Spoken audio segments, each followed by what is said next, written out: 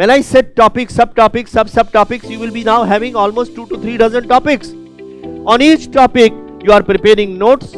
On each topic, you are preparing PYQs. On each topic, you are writing 2000 questions. And on each topic, collect these news items. There are 3 things which are important, which we have to keep on improving during our lives. They are called KSA. K is knowledge, S is skills, A is attitude. There is one chairman or chairperson, as the case may be, and there are members of UPSC. Each member is the chairman of a board. If the law and order of the state is bad, no industry will come up in that particular state. Remember one thing, the country is not run by anyone else, it's run by 3 people. The PM, the CM and the DM. They run this country. The DM represents the civil service and the PM and the CM represent the political executive. 99% of UPSC prep feels like you are studying. Only 1% actually moves you forward. The trick? Knowing the difference. At Vision IS Delhi GS Foundation, that 1% is the entire design. Classes that connect facts to frameworks. So study becomes thinking. PT 365 and Mains 365 that teach what matters, not what exists. Tests that turn mistakes into patterns, not panic. Mentorship that trims noise before it turns into burnout. A structure where even revision has intent. Stop calling it hard work if it is not progress. Join Vision IS GS Foundation course, also available through live or online classes. Batches starting at Karol Bagh, Delhi on 12 November at 8 am and 25 November at 5 pm. For more information, visit our website or call us on the given numbers.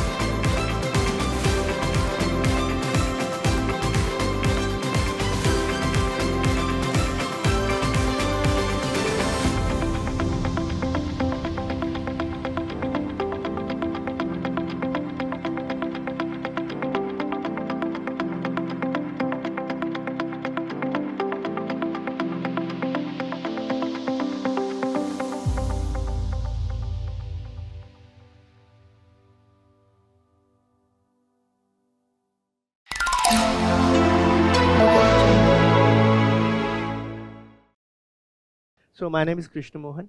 I am an IS officer from 77 batch, 1977. Haryana cadre is my cadre, and I belong to a place called Varanasi, and I live at Chandigarh, and I am into this training the aspirants for civil services for the last about 10-15 years. Having been part of UPSC, I have been sitting on the interview boards for almost 4 to 5 years.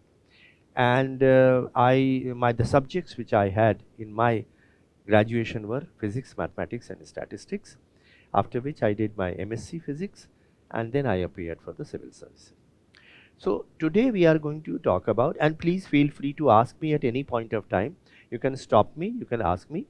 So all the aspirants who are there in the offline as well as online mode, please you can ask me any query at any point of time, and I'll be too happy to answer.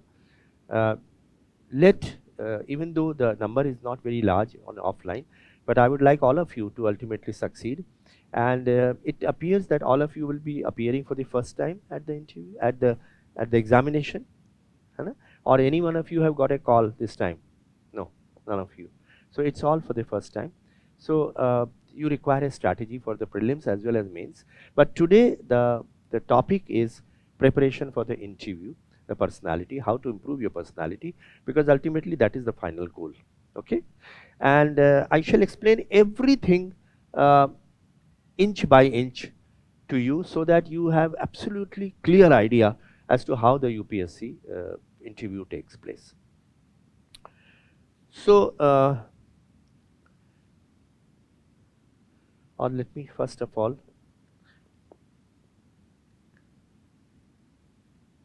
yeah.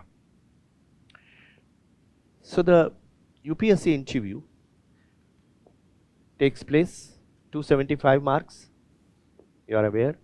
Prelims about 10 to 15 lakhs people appear, and about 10 to 12,000, 15,000 people get into the mains, after which about 3,000 people are called for the interview, and about 1,000 people are selected ultimately for the services.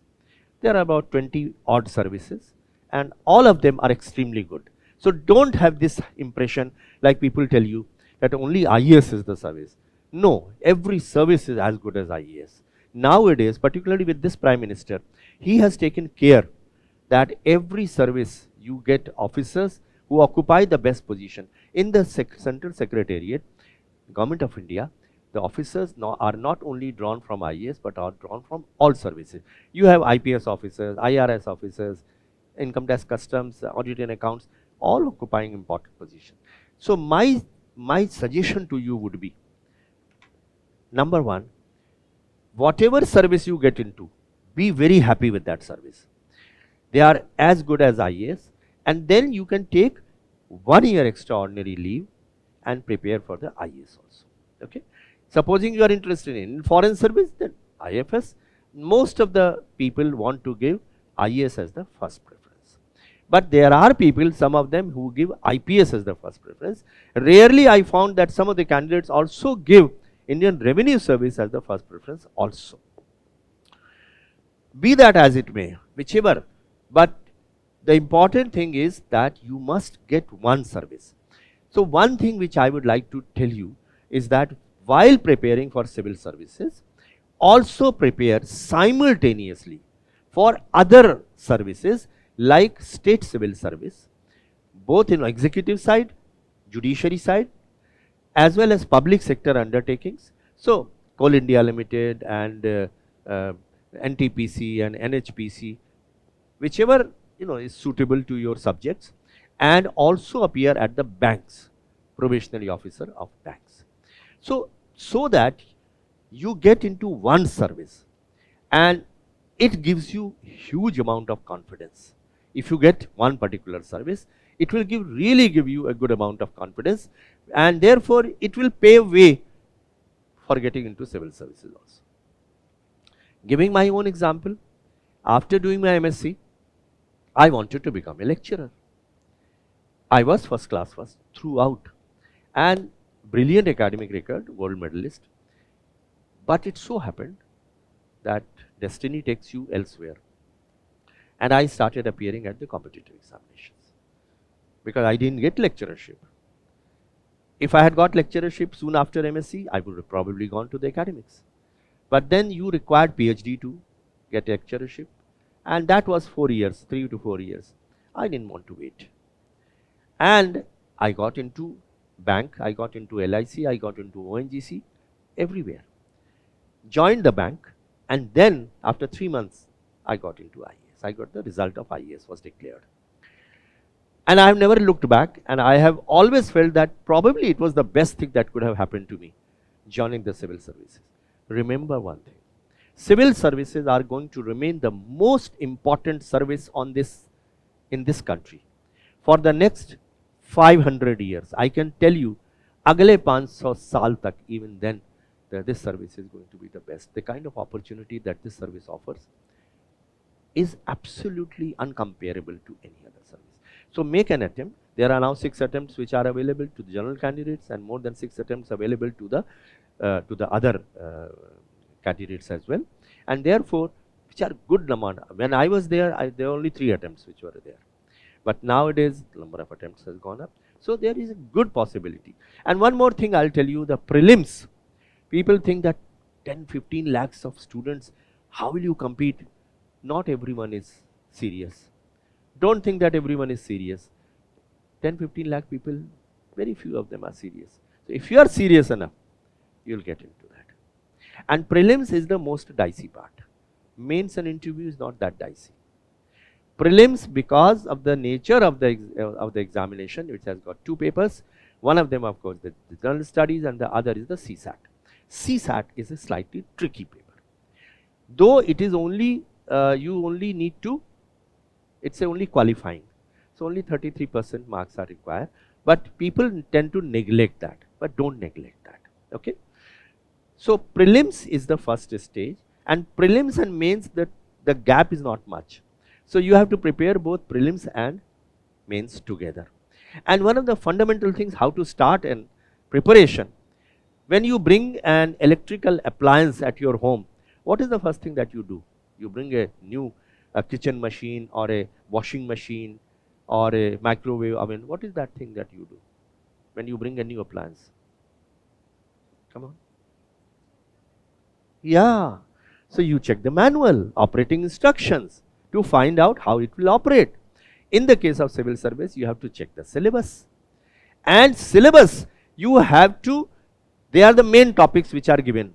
But then you have to break into subtopics and still subtopics and still subtopics so that all the things are covered. For example, polity may be one of the topics which you have to prepare.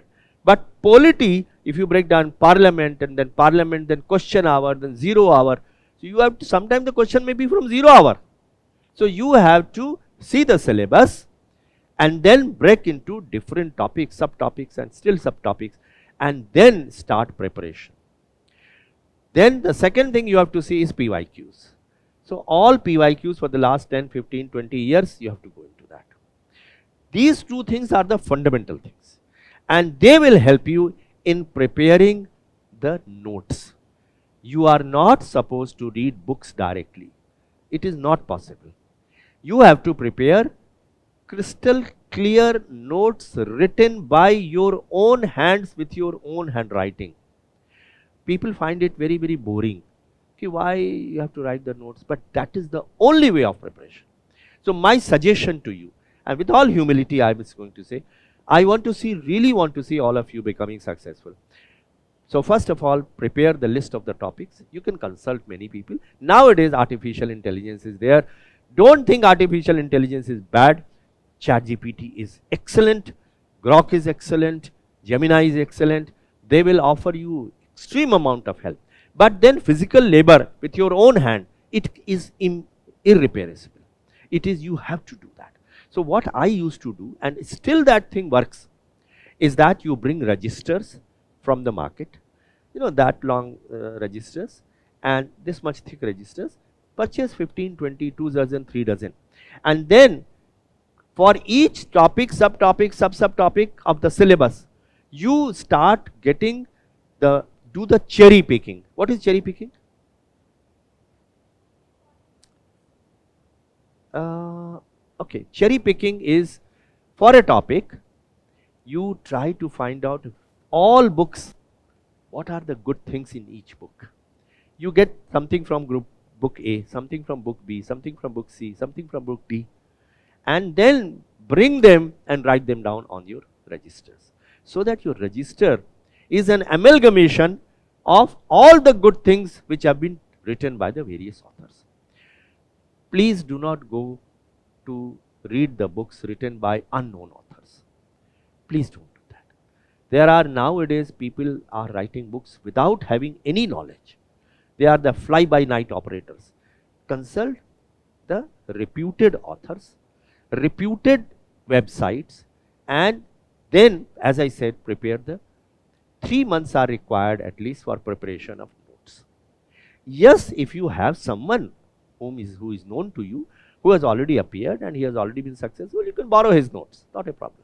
But still, you have to prepare your own notes, handwritten. Why it is helpful? It helps you in 3 ways. Number 1, it improves your handwriting. It gives you speed, because when you write with your own hand, it gives you speed. And thirdly, when you write it down, it automatically memorizes. So memorizing is very necessary because the number of questions in each paper is very large now, 20 questions. You have to have lot of speed and you don't have time to think there in the examination. So how will you do? How I used to do is that I will prepare 2000 questions for each paper. 2000, 3000. Notes are ready, then you prepare the questions and write down the answers. And then once the answers are ready, then you keep on writing again and again on rough sheets, so that the answers are memorized here. At the time of examination, the question is going to come from those only, the PYQs, the syllabi, and the question, model question which are available in various books. So collect those questions, 2000. Same thing for interview also.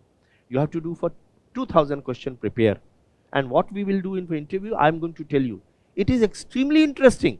And don't feel for one moment that civil services, you deal with politicians and therefore politicians exert pressure for wrong things. Rubbish. Politicians are very good people. Don't for that matter think that politicians are bad. There are people who are good and bad in everywhere. Even in the civil service there are bad people, but there are good people also. So civil services provide a huge challenge, and I am telling you, once you get into this, you are going to bask in the glory of civil services, never available to any other service in this country. So now, once you have prepared 2000 questions, you have prepared the notes, now the registers are ready. Now you leave the books outside. You don't have to consult the books now. And you concentrate on your notes and the questions. Write down again and again so that they are memorized. Now, one more thing. Newspaper reading. You must read from today. And I am saying this, please do not follow one particular thing which many students do. It is called as procrastination. What is procrastination? Delaying the things, postponing the things. Always carry a notebook and pen with you. Wherever you find something interesting, rewarding, a good point, write it down immediately. Even while going to sleep, keep a notebook and a pen ready by your side. Sometime you will get up in the night, either for going to bathroom or for taking a glass of water, and suddenly some idea comes to you and you write it down. Otherwise you will forget it. So that is a habit develop, and never procrastinate. And newspaper, one English newspaper and one economic newspaper. English newspaper, either Indian Express or Hindu, and economic newspaper, anything, it can be Economic Times or Business Standard or Mint, whichever you like. Read it every day. Every day devote 1 or 2 hours. The entire thing in interview is going to be mostly depending upon the newspaper, because every bit of information is there. The current affairs are there. Then information about the state is there. Information about the subjects are there. So that is a useful source of information. So one is newspaper, one English plus one economic. Number 2, Frontline magazine, again by Hindu. Read that. Number 3, Yojana and Kurukshetra, both Government of India magazines. 4th, Yearbook, India. So India, for example, India 2025, which is again published by the Government of India. And then Economic and Political Weekly.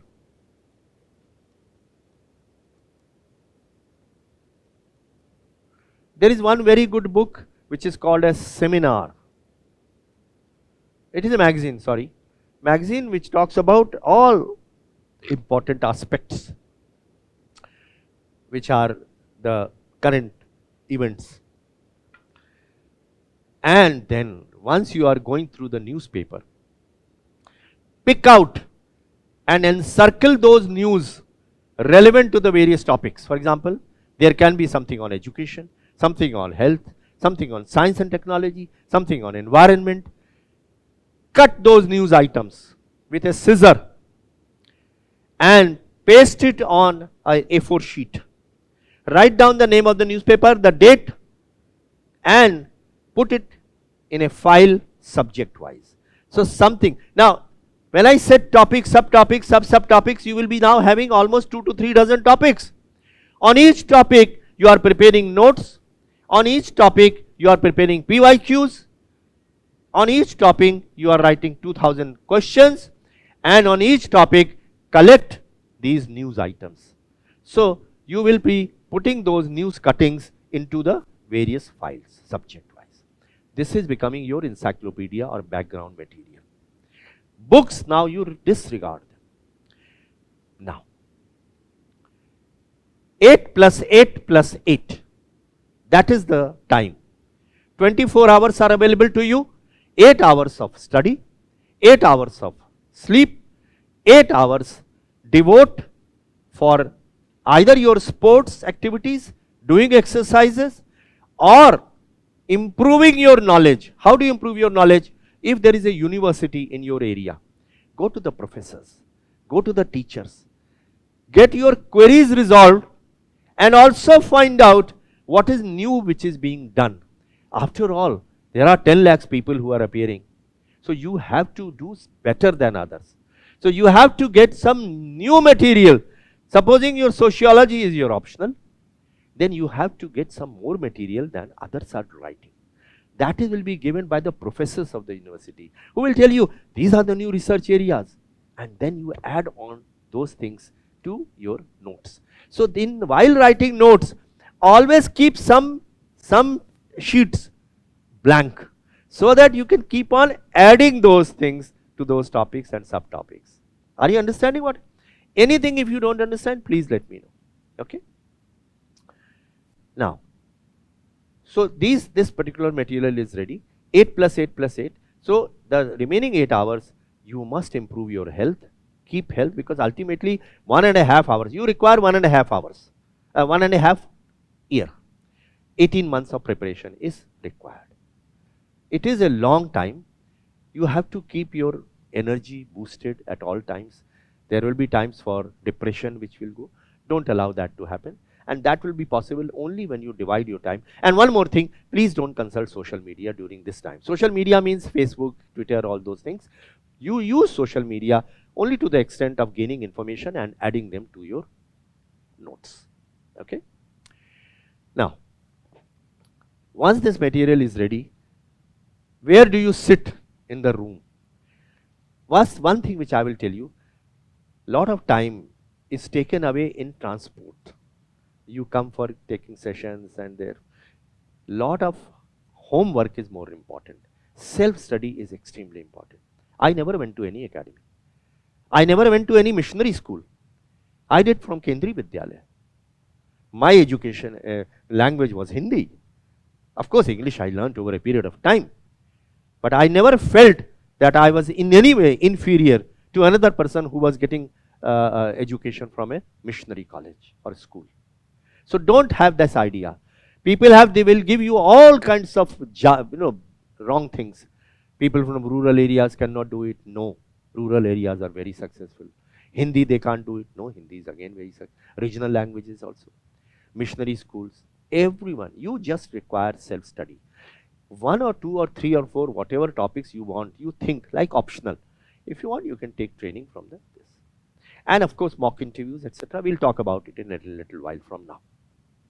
But I wanted to set the context, how you will prepare for the civil service. I have got an excellent PPT ready for preparation for prelims and mains, which I will pass it on to the vision people, and then they will pass it on to you. Whosoever is interested, you can take that also. But start with this assumption that it is not something which is insurmountable. It is surmountable. You can get into that. Now, some of the anecdotes, some of the stories I would like to add on to this because my personal experience. So when I did my 11th I did my All India Higher Secondary examination. I was about to go into the college, university. So a swimming pool was being set up in Benares University, the place to which I belong. So I was very keen to learn swimming because it gives you overall development of every part of your body. It's excellent thing. By the way, how many of you know swimming? One. Only one? Two. Okay. All of you must learn swimming. It is not only to save your life, but also for a wholesome exercise of the body. So I wanted to learn swimming, and I told my father, who was a professor in mathematics, and I said that I want to learn swimming. So the swimming people were reluctant to give coaching because they said that only those who are swimmers, only they can be allowed in the swimming pool. So I said, if I don't know swimming, then I have to learn swimming someday. So anyway, we persuaded them that you are with us. So they started. So they gave me an I-card. I-card in those days was not a smart card. I'm talking about 68 and 69. So they gave me a I-card, which was a piece of paper, hard paper, on which some cloth will be affixed, and inside it was all typed out with a manual typewriter, your name and your age and etc. etc. Over that, a logo was there, a beautiful motivational logo for the swimmers. And I still remember that, and I'm going to repeat it for you because it applies to your CSE study also. So the logo said, all words in that logo started with the letter S, and it said, sincere, systematic swimming secures sure success. Sincere, systematic swimming secures sure success. And I have converted it into similar to that for your civil services. Sincere, systematic study secures sure success. Believe in you, and I can tell you, if you prepare for 1.5 years, you will definitely succeed. You may not get into IAS in the first instance, but at the third attempt, fourth attempt, people get into IAS. No doubt, the examination has become slightly unpredictable nowadays. There was a time it was very predictable, but the standards are rising every year, and you have to cover much more syllabus, much more number of questions. Still it is doable. It is not something which is not doable. So start with this assumption from today, that is my goal, but have a plan B ready. As I said, appear at other examinations also. If you become, say in a public sector you get selected, or a bank you get selected, it will give you tremendous amount of strength. Okay. So these are some of the things which you must study from now on, and I have already explained to you how you have to make notes. So let's start with the UPSC Civil Services interview personality test is the crucial final stage. Prelims is over, mains is over, and then interview. Focusing entirely on your suitability for public service, carrying 275 marks. And the objective is to assess your personality. You see, there are 3 things which are important, which we have to keep on improving during our lives. They are called KSA. K is knowledge, S is skills, A is attitude. So keep on improving your knowledge. Reading books. Every month, try to read one book, a new book, every month. Fiction, non-fiction, anything that interests you. It will really open up your knowledge. So one is the knowledge. The second is called skills. So communication skills. For interview, communication skills are very necessary. How do you do that? Well, talk to everyone. Number one, in English, if possible.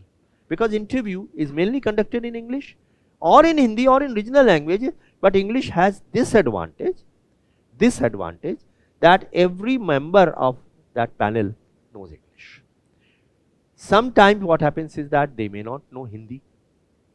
And regional language have this disadvantage in the interview, that, what is the disadvantage, tell me?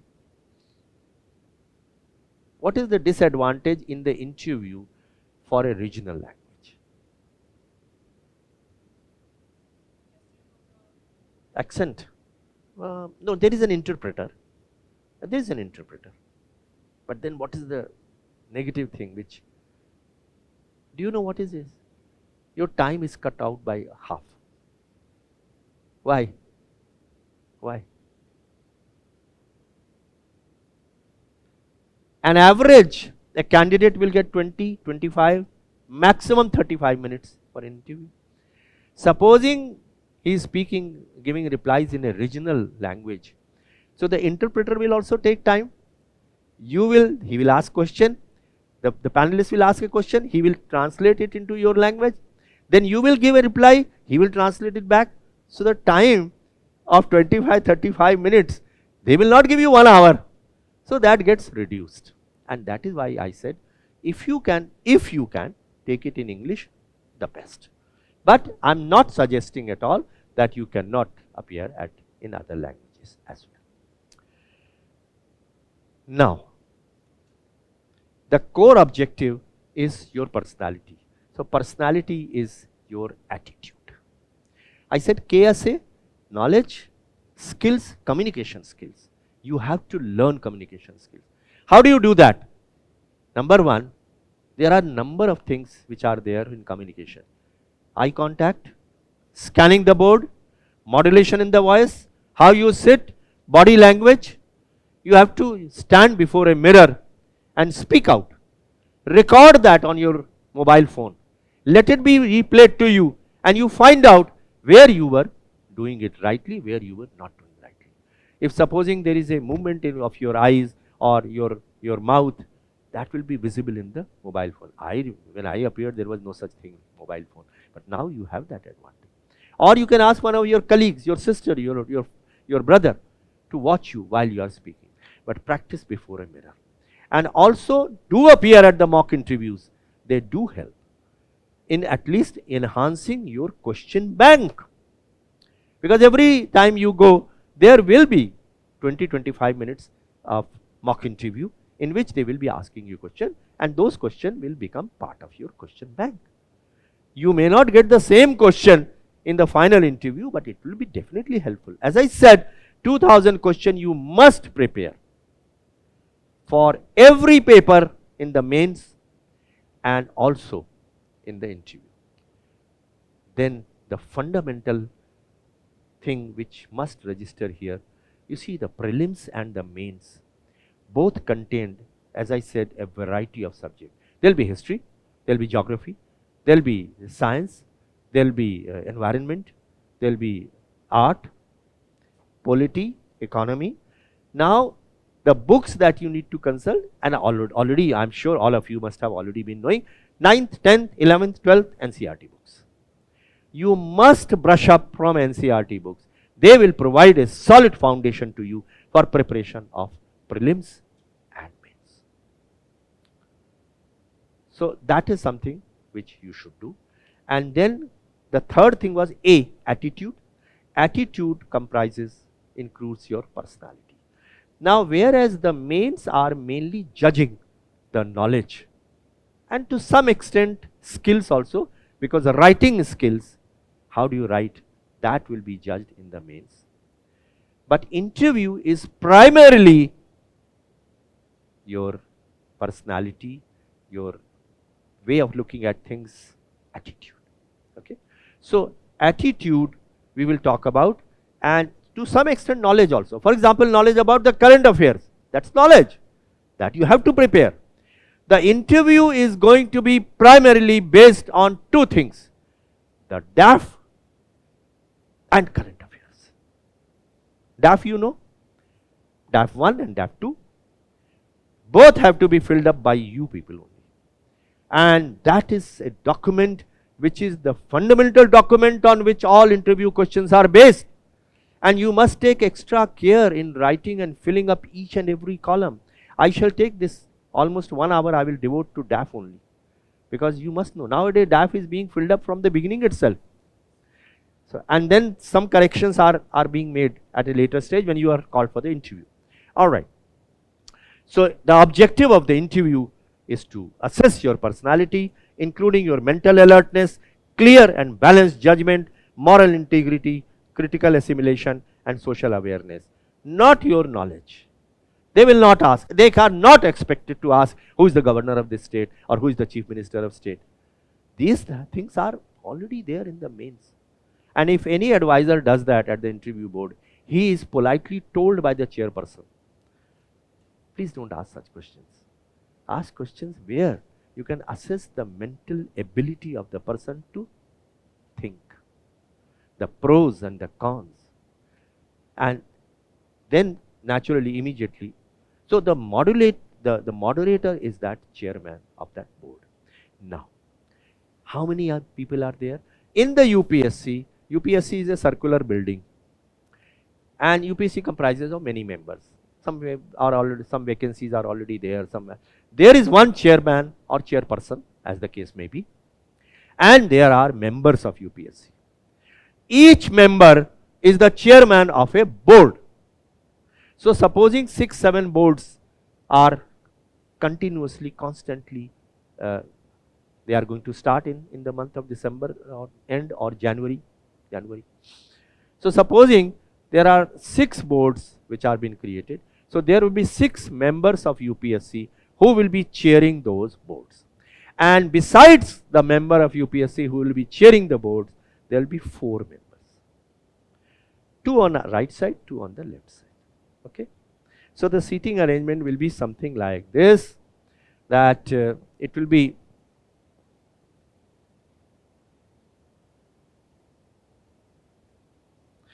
there is a chairman who is member, chairman who is a member UPSC, and there are 2 members here. They are called advisors. 1, 2, 3 and 4. And the poor candidate is sitting here facing the questions. There is a table, there is a chair. Here there is a glass of water. I am telling you exactly how things happen. Glass of water and a piece of paper and pen. Why do you think these things are kept? Why a glass of water? Why a piece of paper and a pen? Maybe they can feel when they want to take pause, want to drink water, they can take it. Yeah. Supposing the candidate starts coughing or he has a dry throat, because interview is a serious business. It always causes anxiety. You remember even in the old days when you were in the schools and colleges, if you were made to recite a poetry or act in a one-act play in front of the entire audience consisting of your parents, your legs will start shaking and your mouth will become dry. That is always happens. Interview is also the same situation. If anyone is not at all conscious, it is a very unnatural thing. Everyone will be conscious. Even the best speakers, when they speak, they have to prepare well in advance. So you have to prepare for the interview. So the glass of water is for them when you start coughing or you start feeling anxious, and he will say, take a glass of water. And one more thing which I must tell you, because I must tell you what actually happens. Don't be guided by what is told in some of the Bollywood movies. One Bollywood movie says that shows the interview panel to be speaking derogatory things about candidates, reprimanding them, uncouth language. Believe me, it never happens. Never, never, never. The people who are sitting there, these 5 people, they are very respectful. They are very, very considerate. They are very encouraging. It is not an interview that they want. It is a conversation that they have with the candidate. Simple conversation, like a father is talking to the son or the daughter. All of them are very sweet to talk to. So the person who has been shown UPSC chairperson in that movie, what was that movie? 12th Fail. He says, oh, it was a waste of time. What kind of candidate? And reprimanding him, why did you fail? Never. Never, it never happens. So therefore, don't be at all alarmed by what has been shown.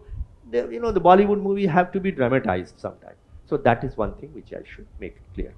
In the morning of the interview, now let's go step by step. The chairman of UPSC, only he knows which boy or girl will go to which board. Even the chairman of this board, that is the member of UPSC, will not know which candidates are going to be before him or her.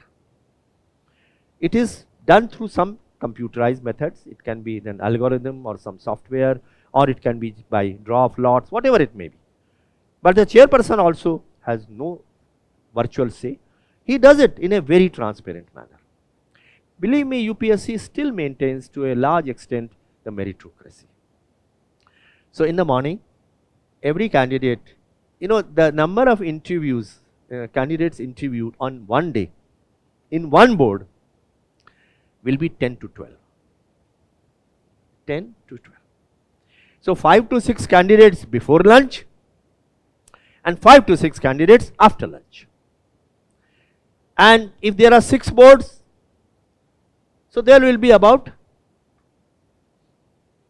how many? Yeah, so 6 boards, it can be 60 to 90.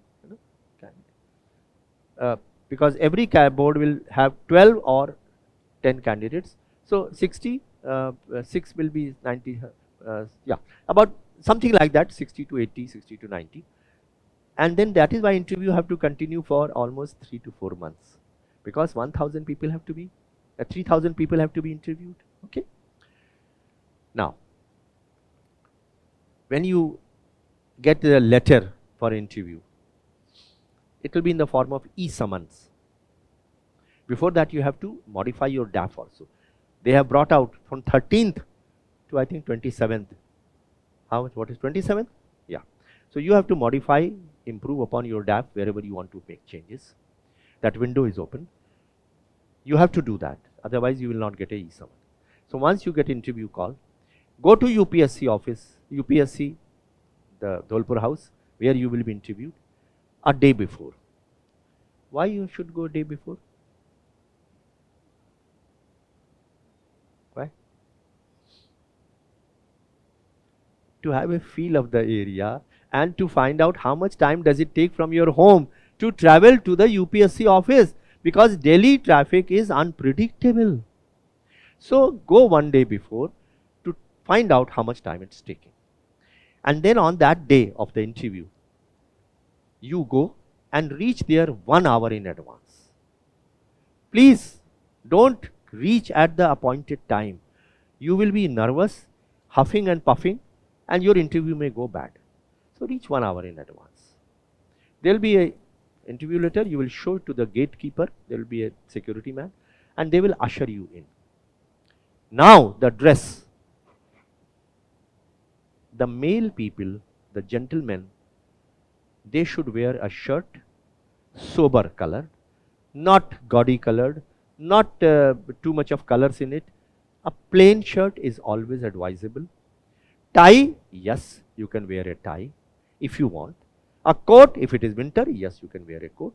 But don't go in a t-shirt and don't go in a blazer or a sports thing. Don't wear sports shoes. Wear black shoes, duly polished, combed hair. If you are sporting a beard, there is nothing wrong with that. But it should be properly trimmed. And there, the photograph which you have affixed on the application form, what happens sometimes, people have this tendency to show them young. So they put an old photograph of themselves when they were young. And there, the panel is then perplexed. Oh, you are appearing different from this photograph. So try to put the latest photograph on that. Because at the time of interview also, they will show you this photograph. The first thing the chairperson will do is show this photograph to you. Is it you? You will say, yes, sir. Okay. Then they will proceed with that. So your dress, as I said, don't wear kurta pajama there or a jhola like a neta. Don't do that. Some people do that. I'm telling you, some people do that. So simple shirt, trousers will be fine. As far as, and don't wear anything like I'm wearing, a molly or any rings or anything here or anything here, except the girl candidates. Of course, they can always wear. But the boys also sometimes do that. Or put a tripunda or something like that, showing religious connotations. Because the one thing which you have to understand is that the panelists will like to see whether you are secular, whether you are ethical, and whether you are rational. If you are superstitious, that goes against you. So please don't do that. Coming to the girls, well, they can also wear any dress. There is nothing wrong with that. But it is always advisable to wear a sari. Always. And you may think that I am being prejudiced. No, I am not prejudiced. The thing you have to understand is that you have to obtain marks in the interview. Why do you want to give any impression to any of the panelists who may be prejudiced against wearing anything else? Because in the panel, out of the 4 advisors or a teacher, always there is a lady. Always there will be a lady. She may be prejudiced. She may think, oh, this girl is not wearing a sari. So even if you are not adept at wearing a sari, tell your mother to show you how a sari is worn. But do wear a sari. Do not wear salwar kameez or slacks or pants or anything like that. Don't put too much of perfume. Don't wear too much of jewelry. These are all things go against the candidate. Coming to now, you have entered the UPSC. You will be ushered to a room where you will be showing your original documents and certificates. Now, you had already uploaded those documents or sent attested copy, whatever may be the system at that point of time, but now they will be compared. So you will have to carry a certain set of documents. Whatever documents are required in support of your candidature. It can be your backward class certificate, your scheduled class certificate, it can be your date of birth certificate, it can be your 10th class, it is your 12th class, graduation and so on, whatever it is. Carry all original documents and also carry some copies of that which are normally asked for self-attested. So they will compare that. Now, you will be made to sit, you will be allocated a board consisting of 5 people, and that advisor's room, chairman's room, chairman of the board means member UPSC. Normally chairman of the UPSC do not sit normally because they are already busy in so much of administrative work. Sometimes they do sit also, but mostly it will be a member of UPSC who will be chairing. Whose word is final? Other advisors also play a part in definitely modulating the things, but ultimately the final thing is chairperson, who is the member of board. So he has got a room there in UPSC, and adjoining to the room there is a waiting room. You will be made to sit in the waiting room. There will be all newspapers of the day, magazines, they will all be lying around there. There will be drinking water facility, there will be tea, coffee thing which will be available, washroom facility will be there. So the candidates will be called, 5 or 6 candidates who are there for the forenoon, they will be called together, and the remaining 5 or 6 will be called after lunch. So 6 candidates will be interviewed in the fore lunch. So then they will be calling you number wise. So when your turn comes, the peon will come announce that Mr. Sushil Kumar, please come inside, or Archana, come inside. So you will go out of the room, travel in the corridor, go into the room of the advisor. He will normally, the peon is always present there. He will open up the door for you. You will enter the room, and there will be these 5 people who will be sitting, and there will be a chair and a table in front of you. The chair may or may not have armrest. If there is an armrest, you can put your arms on the armrest. If there is no armrest, put your thing on your thighs, your hands on the thighs. Okay? Before you enter, do take a glass of water from the waiting room so that your mouth is not dry or your throat is not dry. And one thing which I always say to bring down nervousness level, take 3 long breaths. That will bring down your nervousness considerably. And then enter, and then how do you greet the members who are there in the panel? Yes. You will greet the lady member first. You may be a male, but you must be feminine. You see, there is a difference between a sex and gender. Male and female, they are the sex categories, but gender is masculine and feminine. You may be a male member, But you must show the proper respect to the lady member by addressing her first. So you will say, good morning, ma'am. And then, good morning, sirs. All others can be combined together, the male members. Similarly, when you will get up after 25 minutes, you will say, thank you very much, ma'am. Thank you very much, sirs. This is something, the etiquette which you must follow. Now you will be made to sit before the board. And every one of them has got DAF 1 and DAF 2 in there, in front of them. And you are sitting there. So I told you that why glass is kept, a glass of water. Why is the paper and pen is kept in front of you? Think why it is necessary.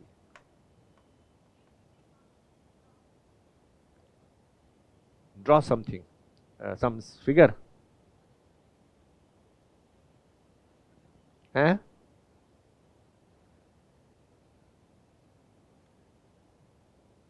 Yeah, okay, both of you are partially correct. The reason why the paper and pen is there is to assist you. How assist you? Supposing your thoughts, you are not in a position to have coherent thoughts. You have to think for a few seconds. So you will take permission from this. Sir, can I take a few seconds? Okay, go ahead. Can I use this paper and pencil to muster up my thoughts? Go ahead. So then you will use that paper and pencil to write down. For example, if you say, what steps will you take for empowerment of women? And you have to think, what are the different ways of empowering a woman? So it can be providing education, providing health care, providing skills, capacity building, getting them jobs. Now you have to write them prioritize wise. You have to prioritize. Which is the most important point must come first? Education. So you will then write down education, health, social welfare, job, skills, and then you will say, sir, I think that education is the first thing. So that is to muster up your thoughts. Writing down always helps. And that is why I said in the beginning, if you write the answers to the questions, they will get registered inside in your cognitive ability. So that paper and pencil is there. So now you will sit like this, and as I said, you will be either keeping your hands here, or you will be keeping on your thighs in case the armrests are not there. And then the chairperson of that board, who is a member UPSC, will start off by reading from the DAF 1 and DAF 2. And the type of question that they are going to ask, your education, your district, your state, your optional paper, current affairs, your hobbies, the employment, where you have worked earlier, all these questions will be emanating from the DAF. And besides that, the domestic and international current affairs. So that is going to be in 25 minutes. The most brilliant candidate will not normally get 35 minutes. But even an average candidate will not get less than 20 minutes. Why is it that they give a minimum 20 minutes and not finish off the interview in 10 minutes? Supposing the person is not performing well, you can get rid of that candidate in 10 minutes. Why do they mandatorily ensure that 20 minutes is the time given to every candidate? Why? Guesses? Guess. Why?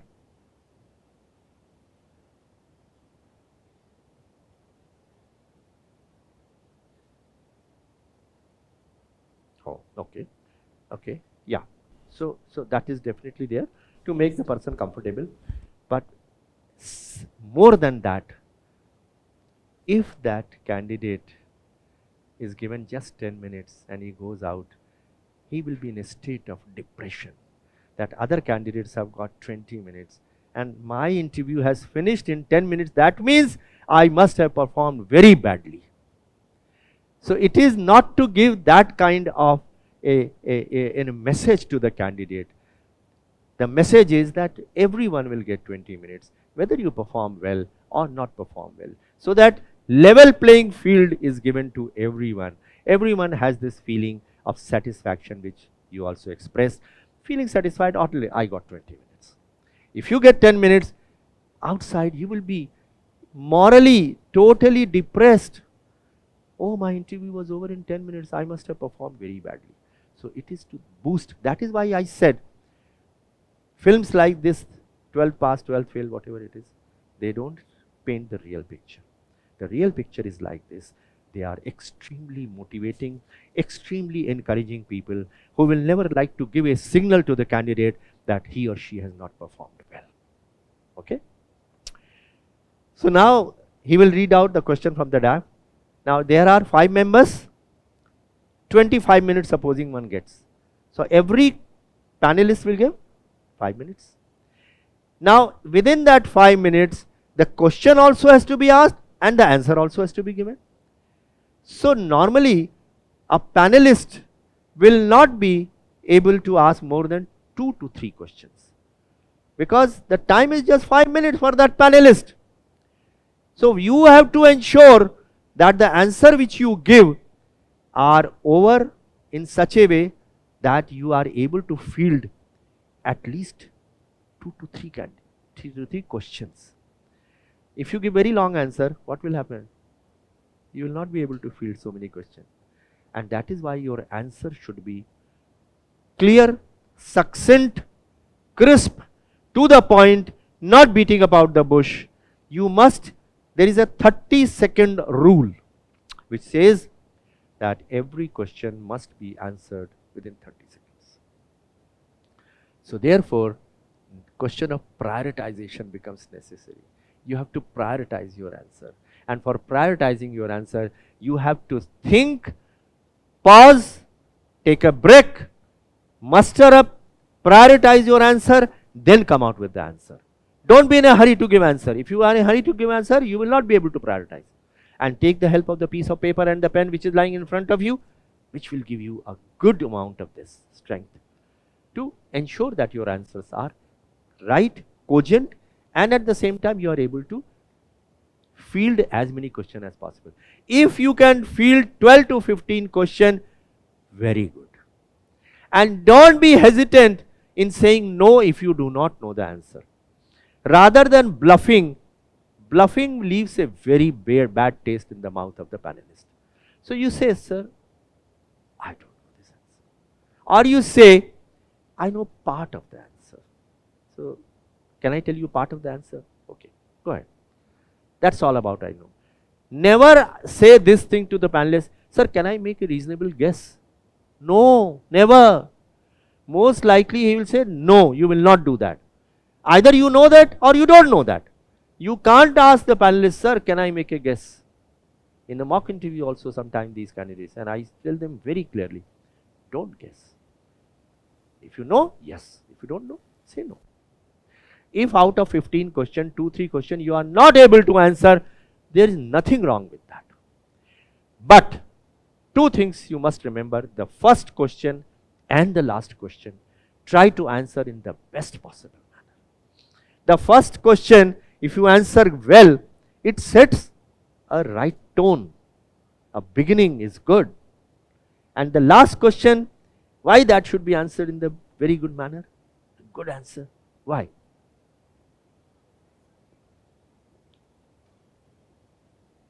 Because after that you will be judged, your marks will be given, you will be going out of the room, and you will have a good idea as to whether this is the last question or not, because 20-25 minutes is there for everyone. So you will also be looking at the way, there will always be a watch there or clock also there. So you will have a rough idea कि मेरा अब 20 minute लगभग पूरा होने वाला है. So make sure that the last question that you answer should be answered in the best possible manner. Because after that you will be asked to leave the room, that yes, Mr. Manish, your interview is over, and then the marks will be given. Now sometimes what happens is that the chairperson says, well, we have asked you many questions. Is there any area where you think you would like us to ask you question which we might have not have asked, but you think it is your strength? Now that is a trap. If such a thing is asked, if your performance till then has been very good. Akash, you cleared mains. That's incredible.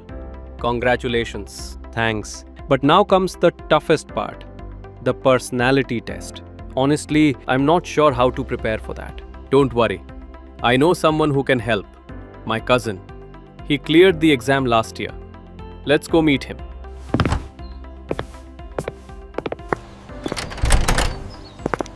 Hello Amit Bhaiya. This is my friend Akash. He cleared UPSC mains and seeks guidance for the interview round. Hello, boys. Akash, I remember being in your place just last year. The same thrill, the same uncertainty. Sir, what helped you the most at this stage? Honestly, joining the Vision IAS Personality Development Program, it's not just about interview questions. It's about understanding yourself.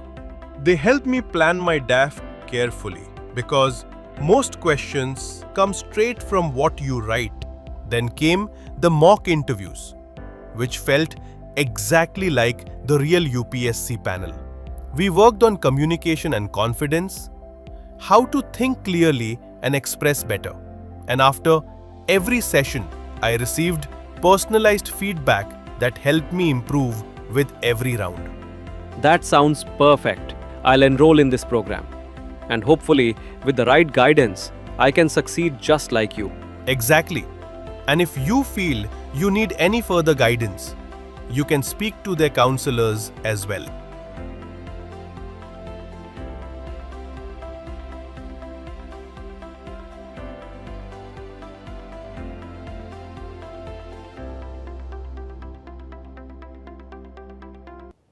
Then don't politely say, no sir, I think it has gone well and you have asked all questions. Because the last question you have done well, you'll be given good marks. Supposing you in your anxiety to say, all right sir, you can ask another question on polity, and that you are not in a position to answer well. So what will happen? That question will become your last question. And the last question, if you are not able to answer, generally it goes against you. Okay. So therefore, yes.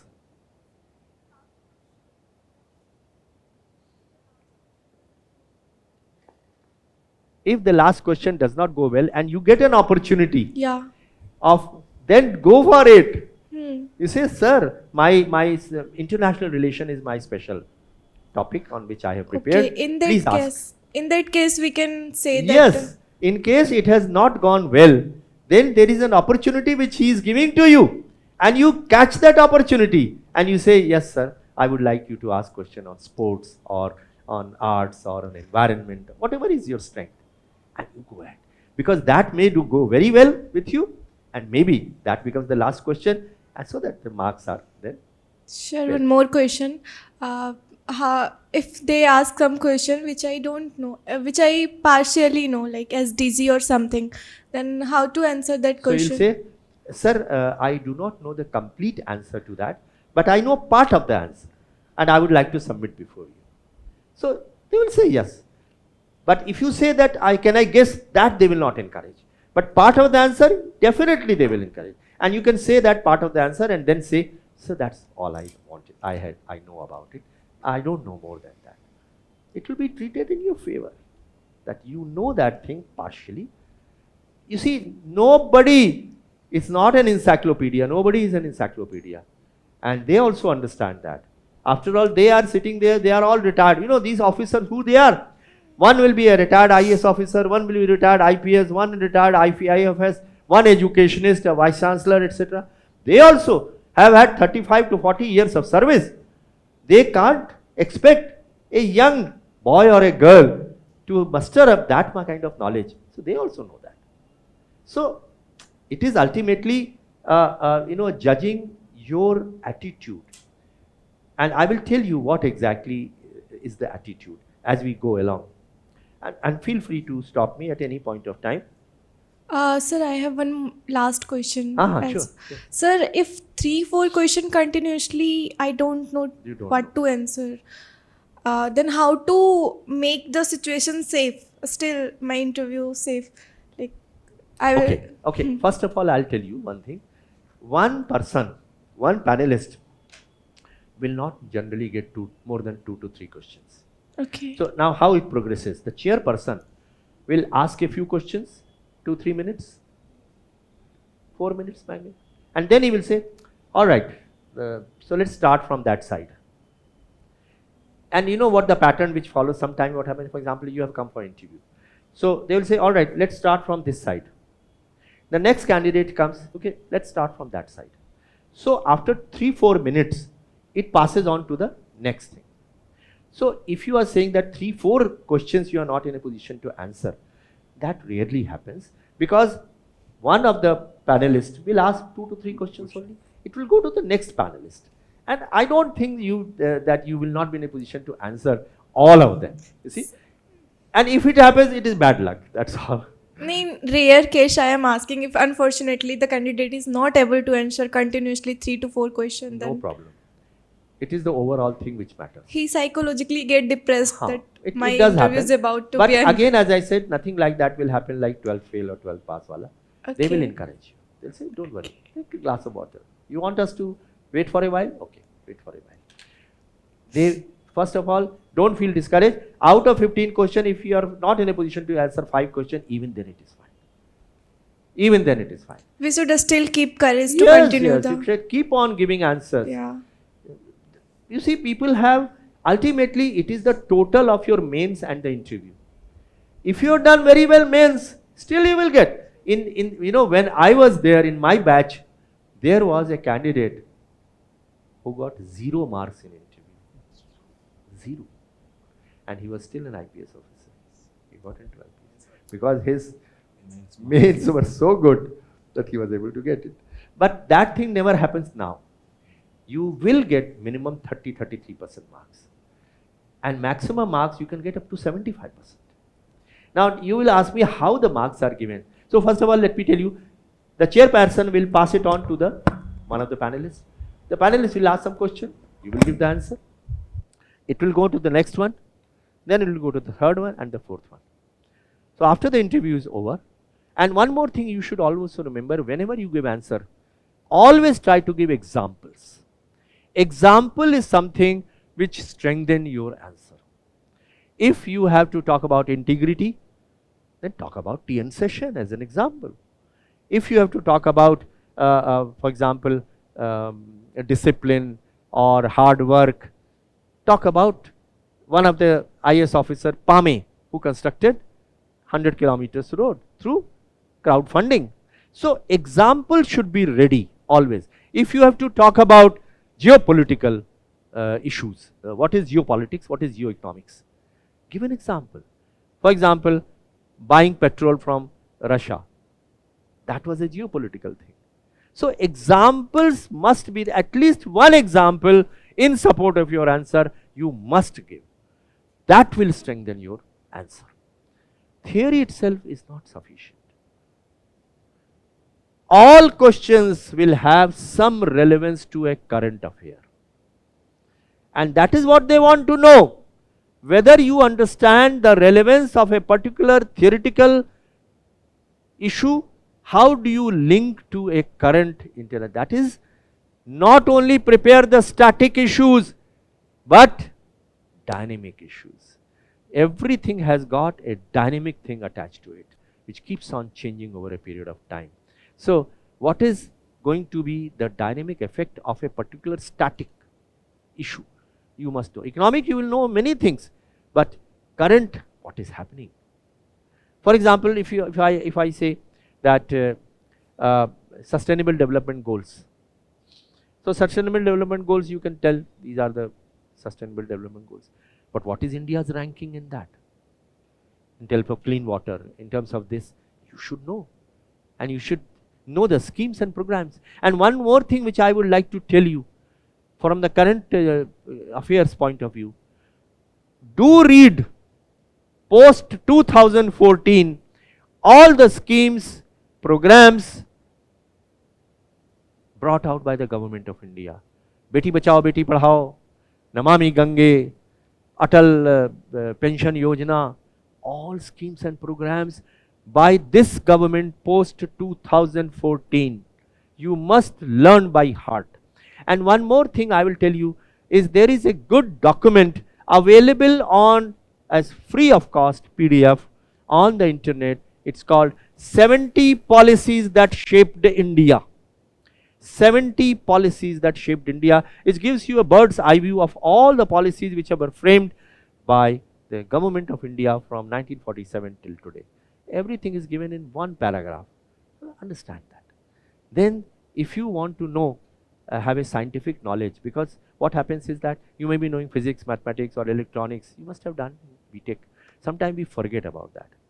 So read, there is a beautiful book on scientific facts. How does for example, mobile work? How is it possible that the police is in a position to detect the location of a mobile? Okay. And microwave oven, how does it work? What is a GPS? How does GPS operate? I asked this question many times. I also asked this question, why suppose a man from a boy or a girl has come from civil engineering background. I will ask them, why the manhole covers are round in shape? Anyone from civil engineering? No. Why the manhole covers? Manhole covers, you know, they are fixed on the ground. The sewer or the water supply, the stormwater channel passes through it. You will find that they are round in shape. Why they are round in shape? Because of a principle of mathematics. It takes minimum area. No. If you take a square, supposing a square, you think manhole cover is there, then diagonal, it can fall inside. You don't understand. Pythagoras theorem, the diagonal is greater than the sides. So if you put it diagonally, the manhole cover will fall into the ditch. Circular thing cannot fall into the ditch because there is a lining all around it. So that is the reason. Why does a mobile phone in India has 10 digits? Why? A person of electronics and communication engineering, if he has done, he must know why the mobile phones in India have 10 digits. Why not 8 digits? Why not 6 digits? In some countries it is 6 digits, it is 5 digits. Why in India 10 digits? Tell me. And these all things are available in one book which has got 2-3 volumes. Write down that thing if you find time. Read some pages. It contains every bit of information about electronics, about electrical engineering, about geography, about psychology, sociology. The book's name is Hindu's Book on Scientific Facts. Hindu, the newspaper, has brought about 2-3 volumes of that. Read those pages only which relate to your topics, and Hindu's Book on Scientific Facts. So these are some of the background things which I would always like to recommend to you.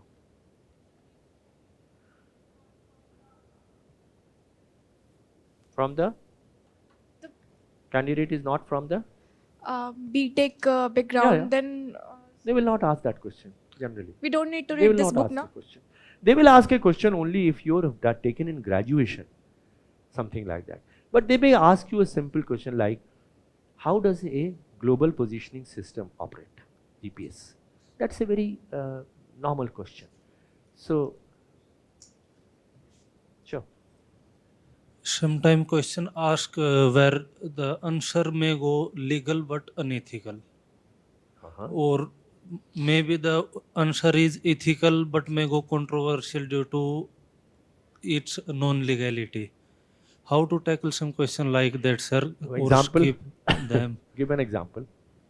Example sir, जैसे कि ये famous हुआ था पीछे YouTube पे था कि कोई लेडीज है वो भूखी है और किसी को भी खाना देने के लिए हमें उसका आधार कार्ड चाहिए, लेकिन उसके पास आधार कार्ड डॉक्यूमेंटेशन नहीं है, वो स्टार्विंग वीमेन है सर, वो मर जाएगी खाना नहीं दिया. Legally we can't provide the food without Aadhaar card, but ethically we have to. Some situation like that, you ask sir, how So to tackle this that? question was asked in GS4 paper, ethics, okay? And the answer is like this. Objectivity is a value. Objectivity says you have to ask for proof, date of birth or Aadhaar card or whatever it is. If she does not have that, then legally speaking you cannot do that. So what will you do? So there is a conflict of value system. Conflict of which values are there? One is objectivity. What is the second value? Sir एक जो हमारी services की ethics value norm है, नाम बताओ ना value का. We can't go out of our value of duty और सर हिंदी में बोल सकता हूँ सर मैं? हिंदी बोलिए, कोई दिक्कत नहीं है. सर एक हमें हमारी सर्विसेज के दौरान डायरेक्शन दी गई है कि आप अपने एक सरकारी पद पे हो, आपको केवल किसी भी रूल को फॉलो कराना हो, आप इलीगल काम नहीं कर सकते. एक मोरल इथिक्स वहाँ फंस गई सर हमारे कि हमें इसको क्रैक नहीं करना है, हम उसे दे नहीं सकते. एक हमारी पर्सनल इथिक्स है सर, हम किसी स्टार्विंग वीमेन को नहीं देख सकते, उसको हमें चाहे अपने पर्सनल में से खाना देना पड़े या कुछ भी, हम किसी उम्रता नहीं देख सकते. इसके बीच में कॉन्फ्लिक्ट है सर, और शायद आंसर किसी तरीके से कंट्रोवर्शियल भी जा सकता है. वो नहीं जाएगा, मैं आपको बता देता हूँ. अब इसमें जो कॉन्फ्लिक्ट आया है, in this case the conflict is between empathy and compassion on one hand, objectivity and rationality on the other hand. Objectivity requires that you must have proofs, whereas compassion and empathy require that you must give food. Or, so let me put it that question in another way. Supposing old age pension is to be awarded to that lady, but she does not have any proof. You are the civil servant and she pleads before you, and supposing there are two conditions which are there for awarding a pension.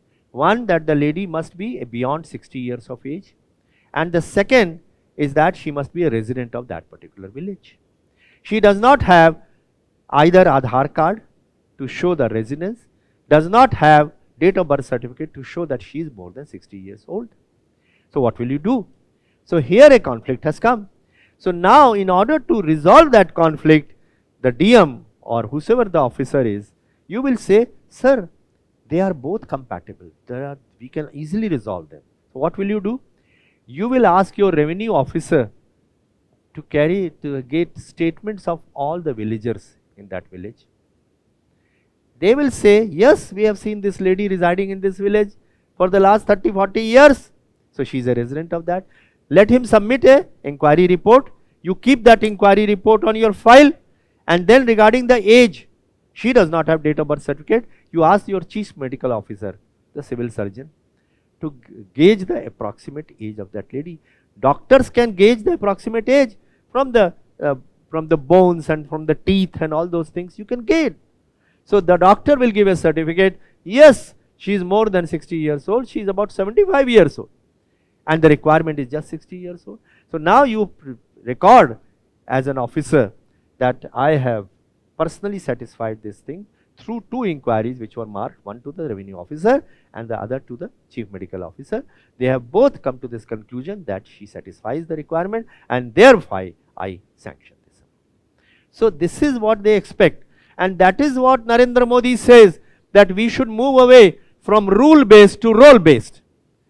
Mission Karmi Yogi is primarily used for that only, to impart training to the public servants that they should think about the compassion and the empathy which they must have, because they are looked by the people. People have expectation from the civil servant. If they stick to the rules absolutely without performing the duties towards them, then what is the purpose of civil servant? The civil servant must try to deliver. The delivery is very important. So you will answer this in this fashion. Have you understood that? Yes.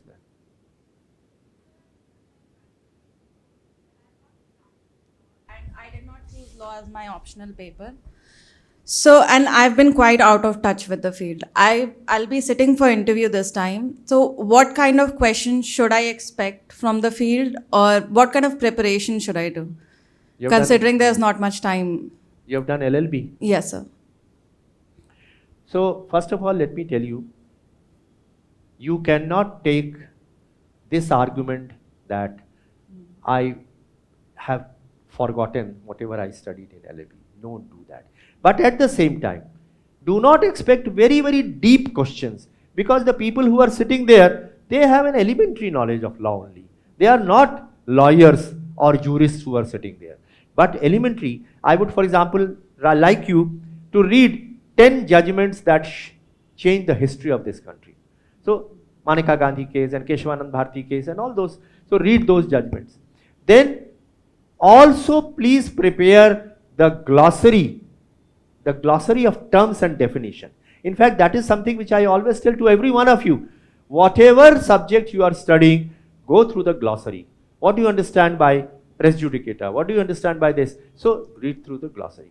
And then also issues like collegium, selection of judges, corruption in the judges, adjournments, under trials, all the burning issues, the All India Judicial Service, so judicial reforms.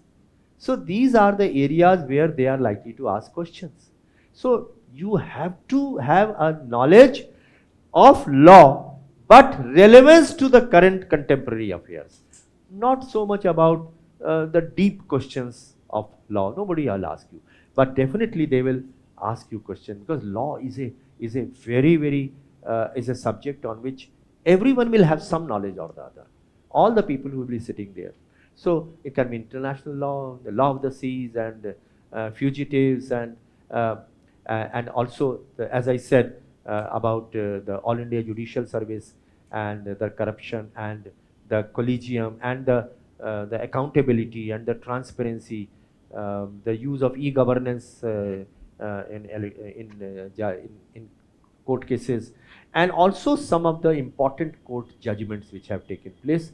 And sometimes, for example, I will ask this question, that if there is a high court who has given a judgment has been given by a single judge, and another judgment comes from again a single judge from the same high court, totally contradictory to the earlier judgment, which judgment will prevail?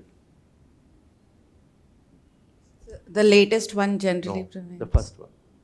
Because the first one can be upset only by a DB. A single judge cannot upset a single judge's judgment from the same high court.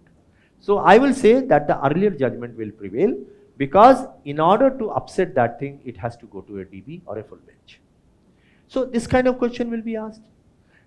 So law point they will ask in relation to the contemporary things, and selection of judges is definitely one area where they will ask, or the corruption of judges, or under trials. So prepare on that, and also one more thing which I would like to say, people are very critical of the artificial intelligence, the Chat GPT and Gemini and other things. Believe me, if you open up and you type out, tell me some of the standard interview questions which may be asked in the civil services examination based on law, you will find very good, the Chat GPT will give you very good ideas about it. And also, of course, I'm sure that you must already be doing, you must consult some of the good lawyers within your family or outside to understand some of the basic concepts as well. And I can think of these things, but if you want any more information, when is the interview? The summons haven't come yet. They have not Only come. after 27th. Yeah. So law is a subject on which, and are you going to attend any mock interviews? Yes, sir. Yeah. Do attend 5 or 6 mock interviews. That will give you a good idea about the bank of questions which can be there in respect of law. But as I said, law is going to be only one part of your interview. The interview is going to be spread out to a large number of points. It is not, is the first time you are going for an interview? Yes, sir. Okay. So it is not going to be only concentrated on the law subject. But you cannot take this plea that this thing I had studied some time back. You must have a good knowledge about the contemporary affairs also. But as I said, no deep knowledge is required, but some of the important landmark judgments you must study. And some of the terms, now for example, judicial activism, judicial adventurism. There are 2-3 terms which have come. So what is your idea about judicial activism? So where do you draw a line, and so on. So they can ask you searching questions, that how do you react to a particular situation. If you are particularly interested in in some other question, you can talk to me and I will give you a bunch of questions relating to law. Since anyone else has also got interview call? You all got calls? State PCS, okay. So if you also want, if you want any set of questions, you can talk to me. I will definitely give you.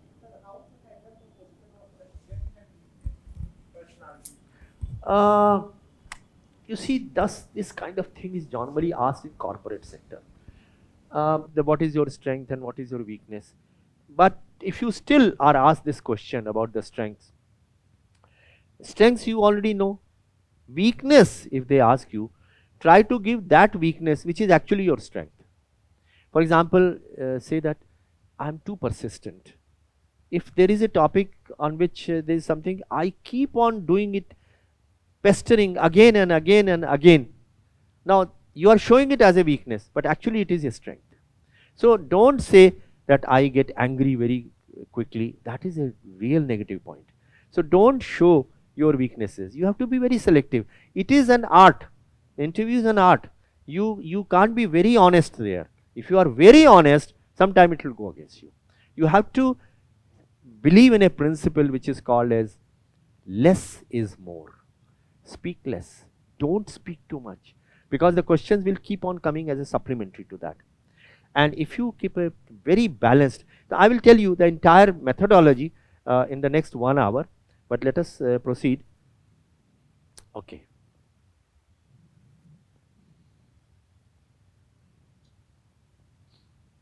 Yeah.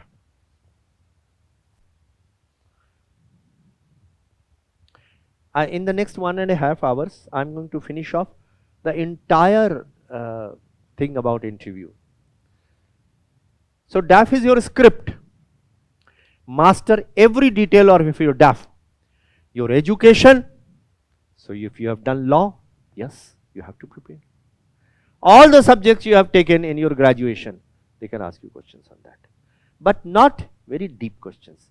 And having relevance to the current affairs. That is what they are going to ask. The background of engineering, and there are many subjects in engineering. So how to handle that? Do I need to study about all the subjects? Because engineering, there are so many subjects. No, you must have had one particular discipline in engineering. Yes, sir. I had one particular discipline, but it is combination of 2-3 disciplines. But there must be a major thing. No? For example, civil or electrical or electronics. I had said marine. So it is Marine. combination of mechanical, electrical, and some other fields also. Well, they can ask you questions which are very rudimentary. If you have done marine engineering, okay, I'll ask you a question. Why is it that, were you, what was the position that you were, did you get a job after that? Yes, sir. I had served there. You have served on a ship? Yes, sir. Okay. Why is it that the salute which is given in Navy is oblique and it is not like the Army? The Army salute comes, the whole hand comes in the form of a salute, whereas in the case of Navy, it is oblique. Sir, You understand the question? yes. There are different ways of saluting, like sir. This. There are different ways of saluting, and the position of hand shows that which field you belongs to. Like the for Air Force, it is going upside, and But for you said marine, na? yes, sir. For Air Force, it is upside. For land, it is flat, and for marine, it is slightly bent. That is what I am asking. Why? That is the question. It symbolizes the field. No. Reason is there.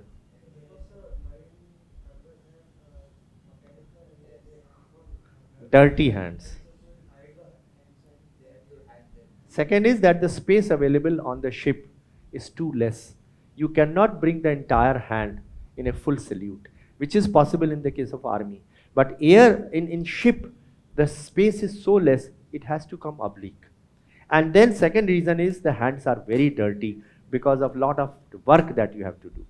That is why they don't like to show the entire hand. In army, there is no such problem. There is a lot of space and you can show. This kind of question may come. Okay. What is a nautical mile? Sir, but where can we get that? Because there is no single point of source. Well, one of source, of course, is Google, which you can definitely, Google will give you a good idea about the question that can be asked. ChatGPT is also very good. In fact, ChatGPT, you can ask this question that please give me some questions which can be asked on marine engineering. And also study some of the basic things, not very detailed ones, about your particular engineering service. So, as I said, artificial intelligence, or you talk to any marine engineer, who has sufficient seniority to give you a bank of questions which can be asked on that. But it will not be very deep. So technical I had done there, but for here we have some separate type of questions. That is the problem. Yeah.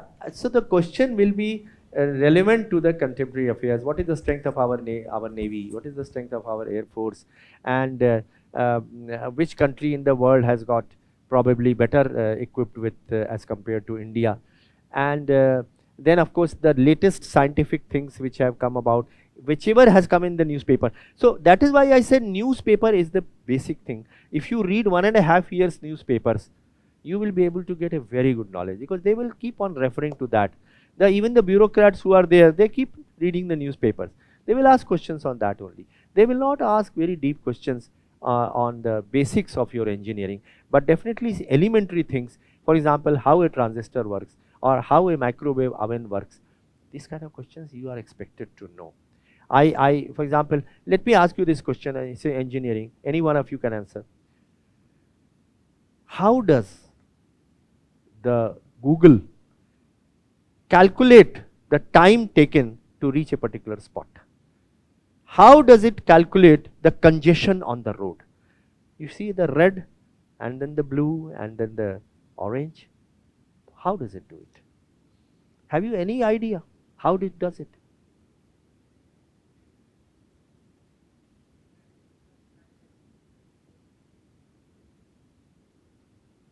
Sir, number of the signals coming to GPS at that. Number of mobile phones which are there on the road.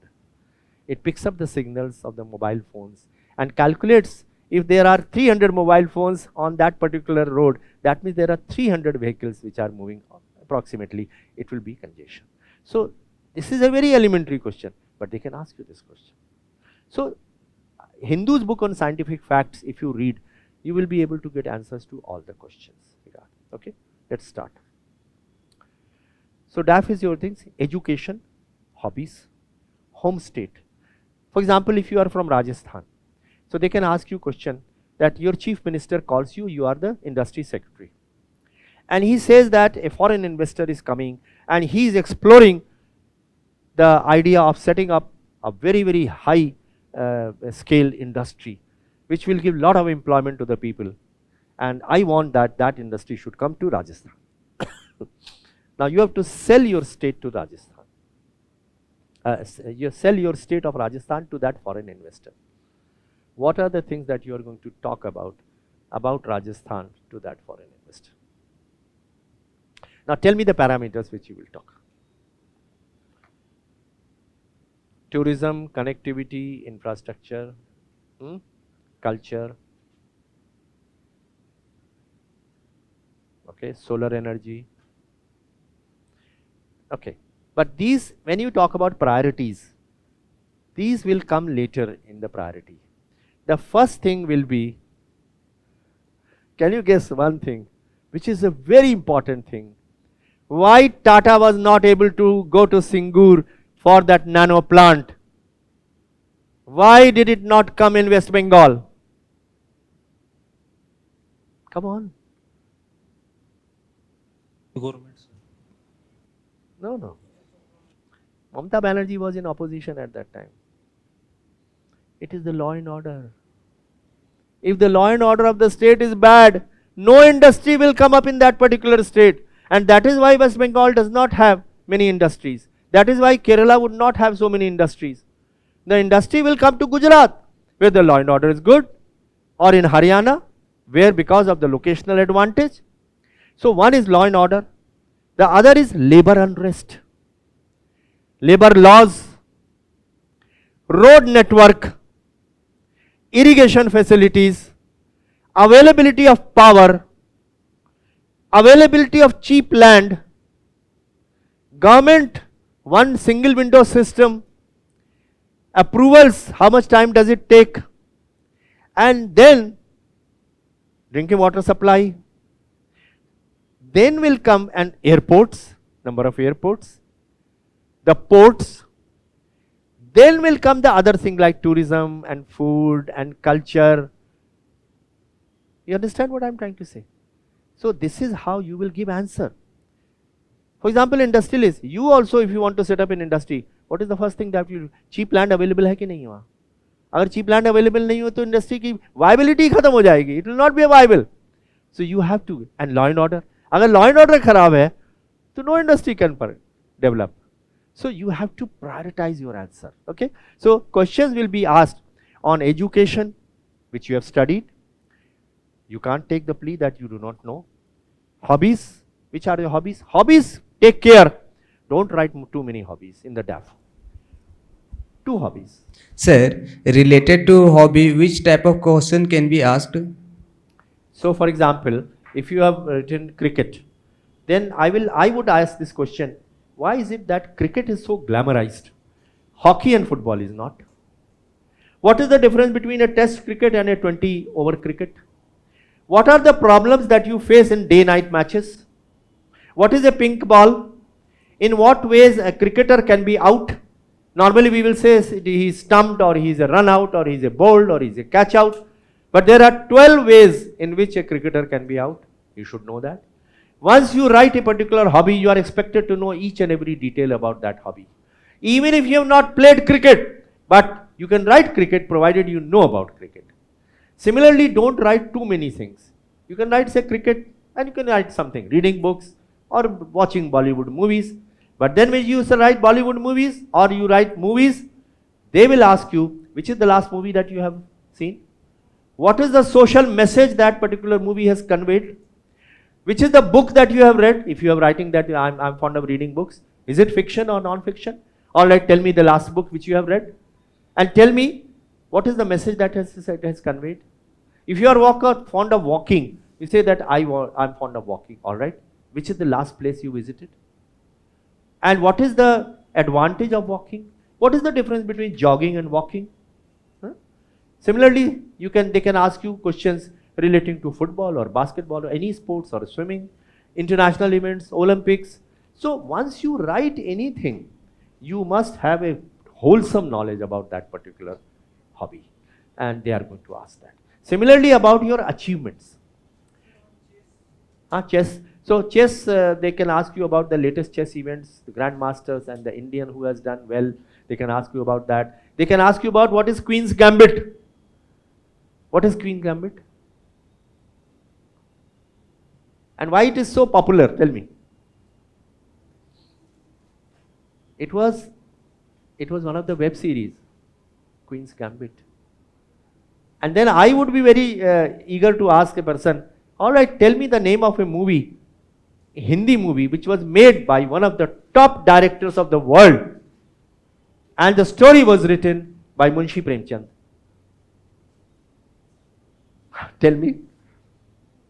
What is the name of that Hindi movie, which is a world-class movie, which is on chess, which was directed by one of the best directors of the world?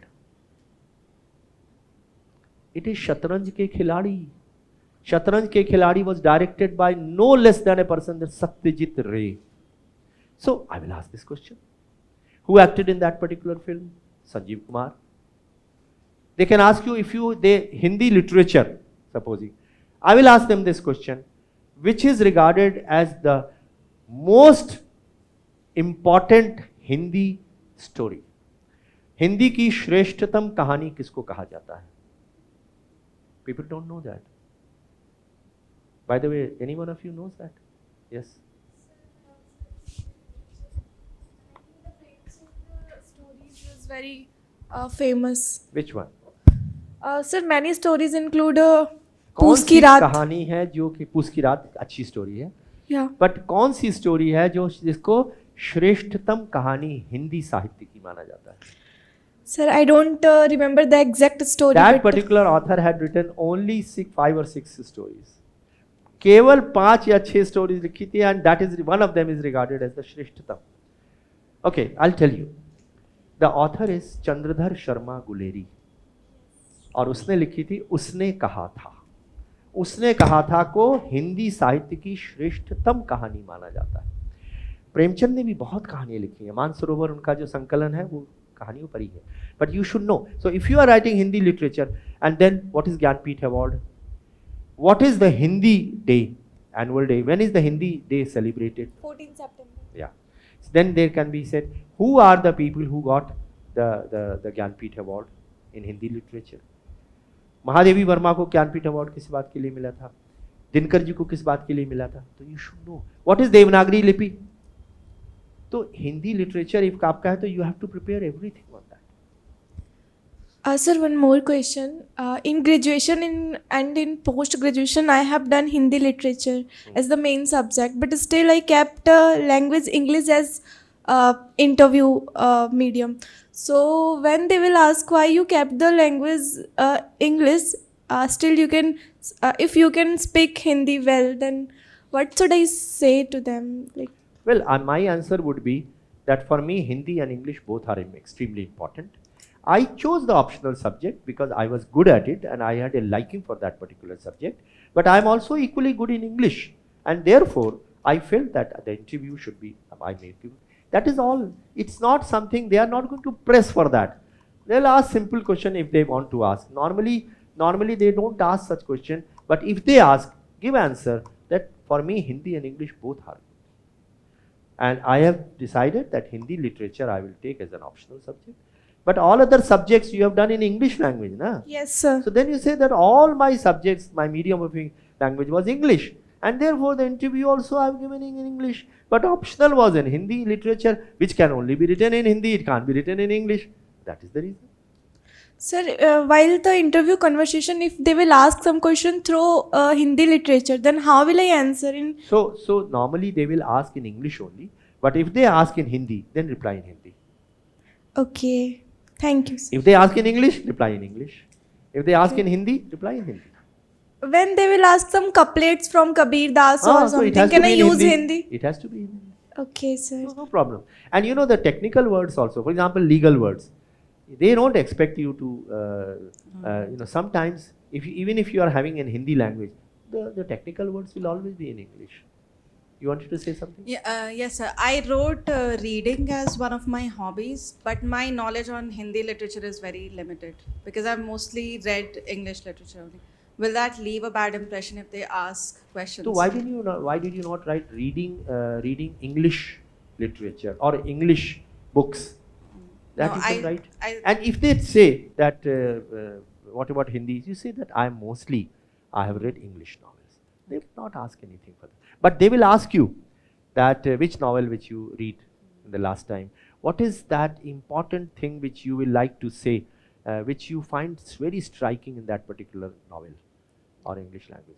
But they can't insist that because you have given reading as your hobby, you have to read in Hindi. You can very politely say, sir, though Hindi is also extremely important for me, but I have mostly read novels in English language.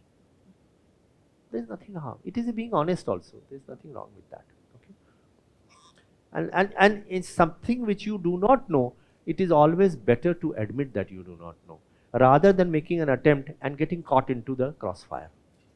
Because then they can ask you many questions on Hindi literature which you may not know. So they will only ask you what you have read. Yeah. Okay, let me first of all complete this thing. But please stop me at any point of time. I'll be too happy. So DAF is this home state. Home state, I told you. If you want to sell your state, that is example. What is the level of education? What is the MMR, mortality rate? What is the education? What is the agriculture? What is the road network? What is the law and order situation? So anything related to education, the health, the important historical sites, the GI tag of the district to which you belong. I'm sure all of you must be knowing the GI tag. So GI tag you must know. One district, one product of your district that you should know.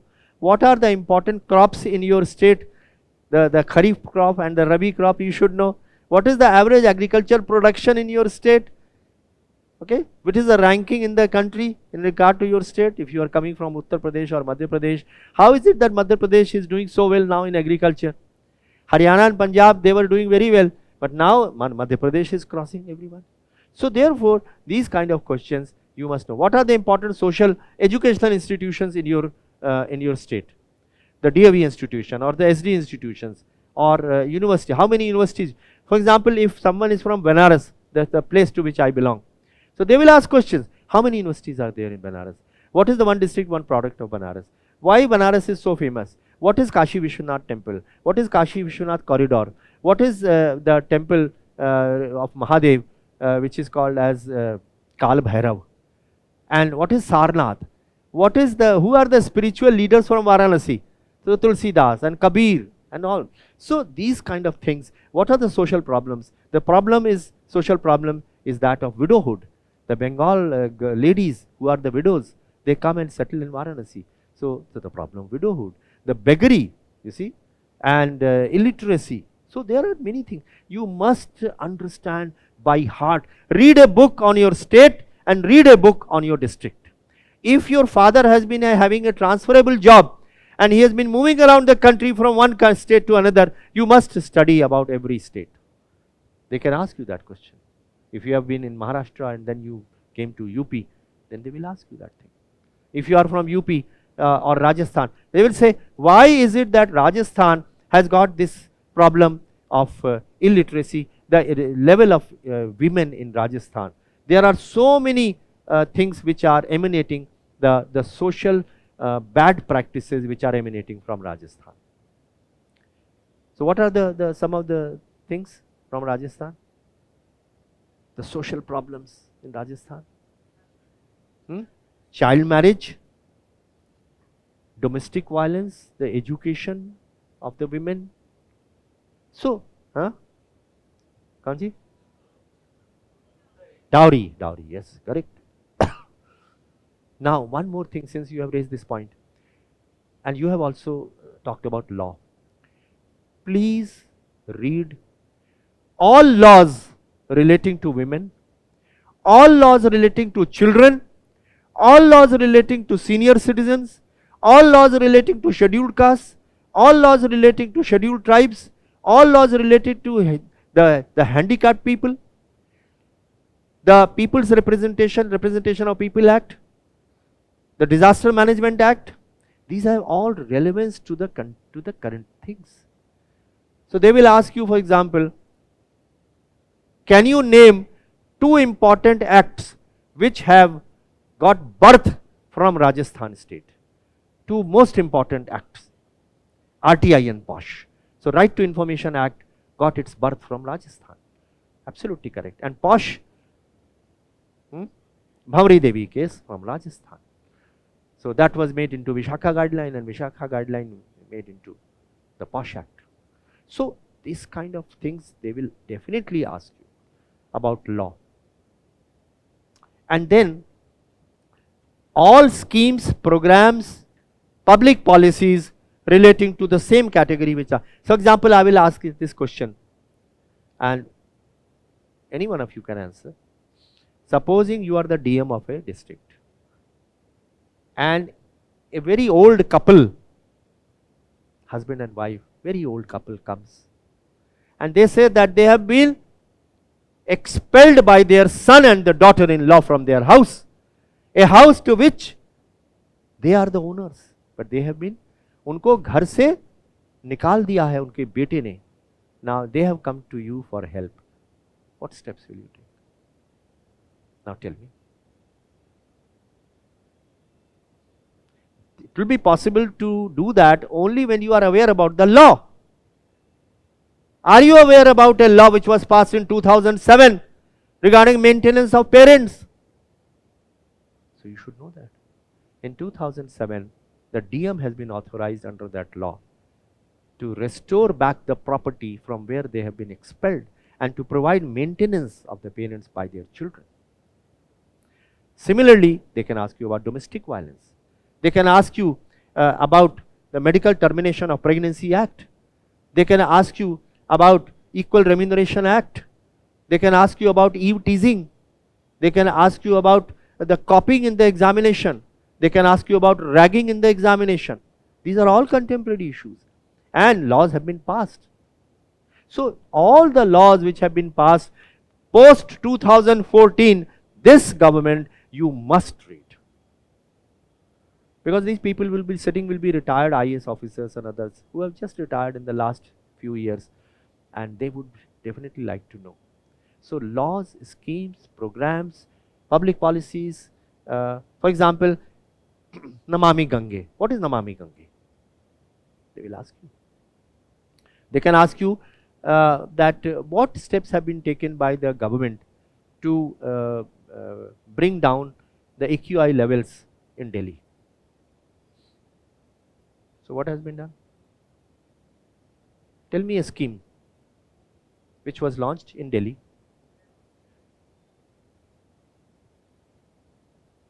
It owes itself from China and United States. Now tell me.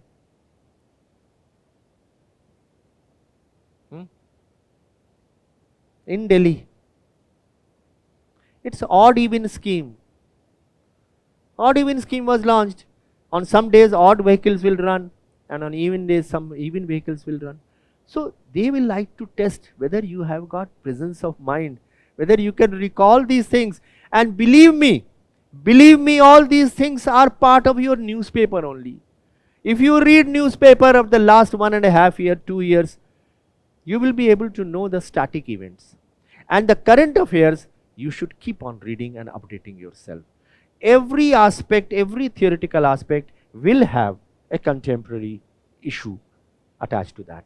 Okay, Trump's trade policies, what effect will it have on India? Okay, what is India's GDP? What are the important parts of your India's budget? What is Economic Survey of India, the indicators in the Economic Survey of India? So read the Finance Ministry's website. Niti Aayog, what is the future in store for this country? Sky's the limit, but you must know the right sources from where. And if you read the Hindu and Indian Express, the middle articles, they are very informative, and they take special care that none of them is factually incorrect. So they will give every bit of information about. They can ask you about Election Commission of India. They can ask you about Reserve Bank of India. What is the repo rate? What is reverse repo rate? Monetary policy, fiscal policy. Sometimes even simple question, who signs on the currency notes of this country? And who signs on the 1 rupee note? So there is a difference. So 1 rupee note per koi ek banda karta hai, and others it is reserve, finance secretary. So all right, the second, and the service choices. Why have you given service choice IAS when you have taken PSIR as your optional? Why did you not take IFS? They can ask this question. Why is it that you have not written IPS as your choice? You will have to give, I want to mostly work in areas related to public policy, etc., etc. IES, the service, and I will give you this PPT. It's a very informative PPT. You take that PPT, prepare for the interview. Those who have got interview call and those others also who have not got interview calls. But let me tell you, it will give you a bird's eye view about all services also. So you can say, if you have opted for IPS, you will say, I'm very fond of my uniform. I want to wear a uniform. That's a good answer. Or I want to do a lot of things towards law and order or crime detection. It is my interest. I want to go to Intelligence Bureau. I want to go to BPR&D. I want to go to CBI. I want to go to CISF. So in regulation and enforcements. Now, supposing you have given IPS as the first option or second option, they can ask you a question on IPS also. And particularly if you are already a DYSP, already working, they will definitely ask you, what is the difference between Commissioner of Police model and SPDM model? What is how the investigation is carried out? And a very general question, you have become the SP of a district. You are a lady. What steps will you take to improve the security of women and senior citizens in your area? So you will say, I will use technology, I will introduce an app, so that any girl who is going at a late hours, she is in a position to register immediately and the concerned police station comes to know about it. I will ask the municipal authorities to light up the important areas so that there is no dark areas which are present. I will ask the station house officers to go from house to house and find out who are the senior citizens in the various areas. What are the antecedents of the domestic servants they are having? Do they have any criminal background? Because most of the senior citizens, they are killed by their domestic servants who are privy to these things, and they do not have the energy to fight back. So this is how they will ask questions. Why is it that the training etc. for our IPS officers or police officers must undergo a change? Because terrorists have acquired the best arms. We are still following the old arms. And investigation of crime, we require new methods, third degree methods. What is your opinion about third degree methods? Why is it that a common citizen who goes to a police station, he has a heart attack, he doesn't want to go to a police station, he's mortally terrified of going to a police station? What will you do as superintendent of police to bring in confidence in your people of your district? So these are the kind of questions they can ask you. I can give you at least a few thousand questions, and if you are interested, I have also prepared a set of questions. Those of you who want that set of questions, I will give you those questions, about almost 1,000, 2,000 questions, which are very contemporary, and all of you have that. Right. So, and then cadre. Cadre also they can ask you question. Why is it that category 1, the zone 1, you have given this particular zone? And then within the zone also, why this is particular state? So you have to explain. And why have you taken, you are an engineering candidate and you have taken anthropology as your optional. Let's say कि आप engineering पढ़ी है आपने, and then they can ask you question. Now, how will you answer that question? You are an engineering candidate, you have to give an anthropology as your optional. What will you do? What is the answer?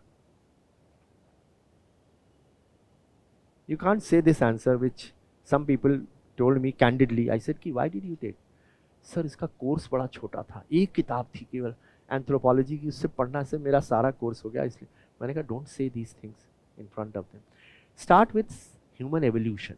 I have always been very fond of human. I had read book by Harare about human evolution, and it will be very useful. You say, what will be useful? Well, if I go to a tribal district, definitely anthropological knowledge is going to be useful. Connect it to something which has got a current relevance. That is how. Why is it that you want to come to civil service? Now this question is often asked. Why civil service? Why don't you become a doctor? Okay, sir, I want to serve the society. Oh, serve the society. You can become a politician, you can serve the society. A doctor also serves the society. Engineer also serves the society. Why civil service? Now this is a question which is often asked. What is the answer that you will give? Some people give this answer this way.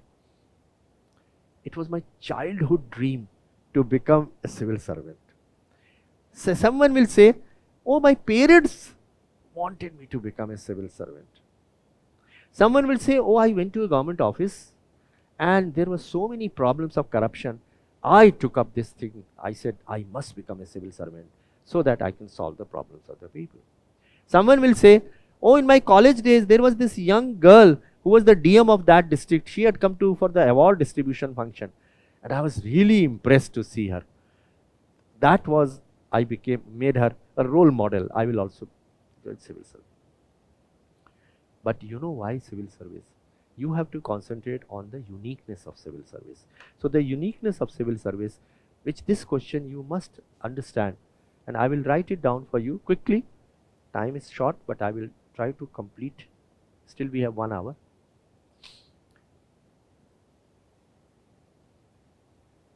You will attribute civil services are unique. Number 1, I will write a small acronyms, leadership positions at a young age.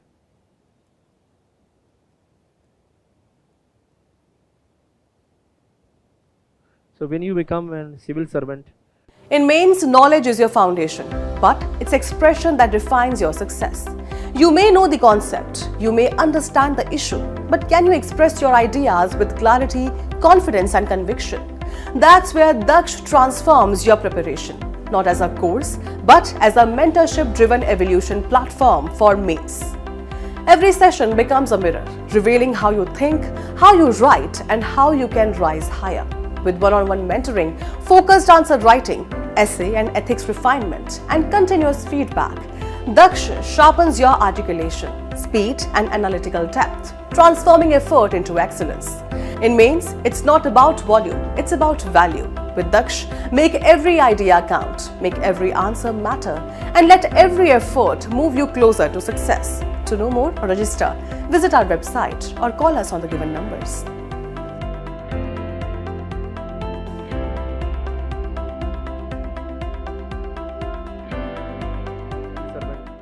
you occupy leadership position at a very young age. For example, you become SDM at the age of 25, 26. You become the collector. They are all leadership positions. And one like to be in leadership position. I have that that's inside me. I want to become a leader. And leader can really change the world. And I feel confident that civil service will give me a platform in which I will occupy the leadership position at a very young age. After 15 years, I may become the managing director of a corporation.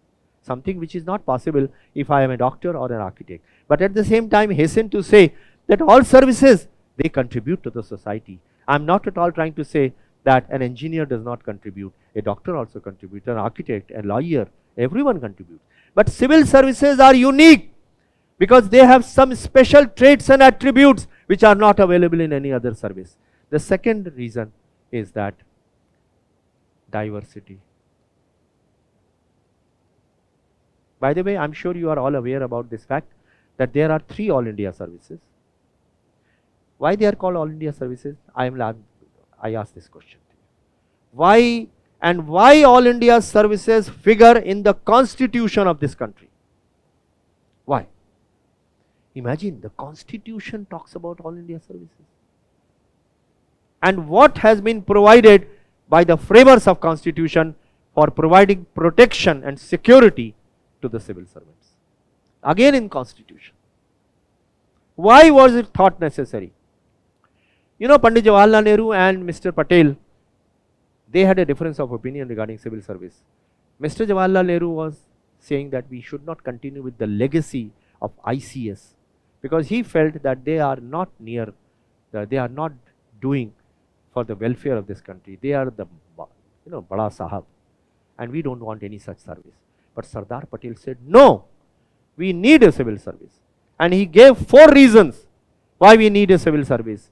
And he said that the politicians of the future may not have the scruples. They will order all kind of illegal things sometimes. And we need a civil service full of integrity, hard work, leadership positions, empathy, who can stand up to the politician and the wrongdoers, whether it is politician or a criminal. We must be able to create a service who has got security. If that is not there, what will happen? They will get transferred out. They will be dismissed from the services. And that is why Sardar Patel provided for an article in 311 in the constitution to provide the security, job security to the civil servants. And he said that there are 4 reasons why civil services must exist. Number 1, it acts as a bridge between the outgoing government and the new government. Isn't it? For example, Congress was in power. It was replaced by BJP. Now, who remains the permanent executive? The permanent executive is the civil servant. The political executive, so they will ask you about who is the political executive. Political executive are the chief minister, the prime minister, the ministers, and the permanent executive is the civil service.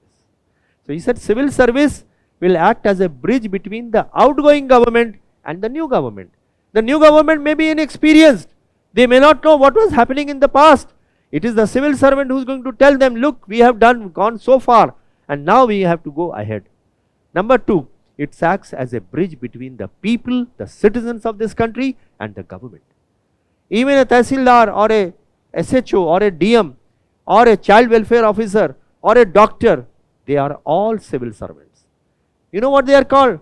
They are called street level bureaucrats. They are the connecting link between the people of this country and the government. They carry the demands and the aspirations of the people. यहाँ road नहीं बनी है साहब, यहाँ बिजली नहीं आ रही है, यहाँ साहब पीने का पानी नहीं अवेलेबल है. Who conveys that?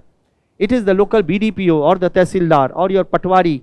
They convey. They are the street level bureaucrats. And that is why Sardar Patel said, we need a civil service which can act as a bridge between the people and the government.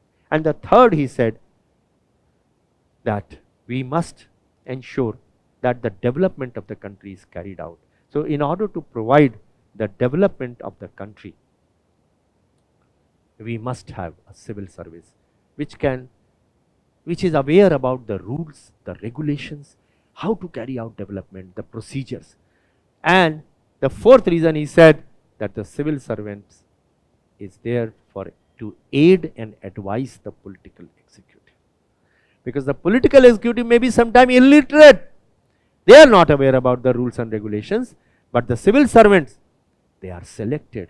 That is the difference between a permanent executive and political executive. Political executive is elected, whereas permanent executive is selected. You will be selected as a civil servant by passing the prelims and the mains and the interview.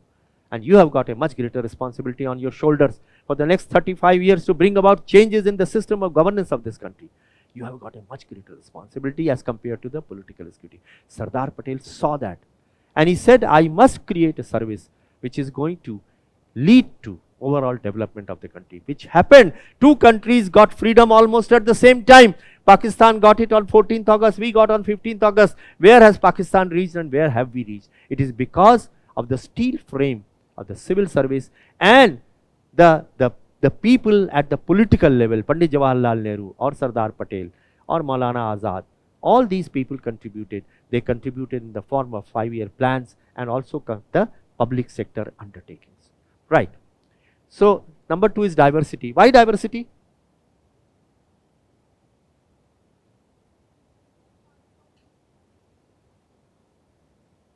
Okay, tell me one more thing which I asked you. Why All India services figure in the constitution?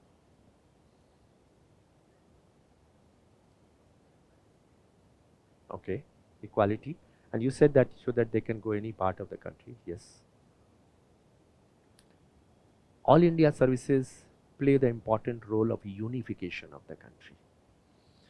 People from north get posted in the south, south get posted in the north, east in west and west in north. They act as a unification of the country. And that is what is needed because we have such diverse conditions in the country. You need people from north to go to south and south to come to north. So that is to unification.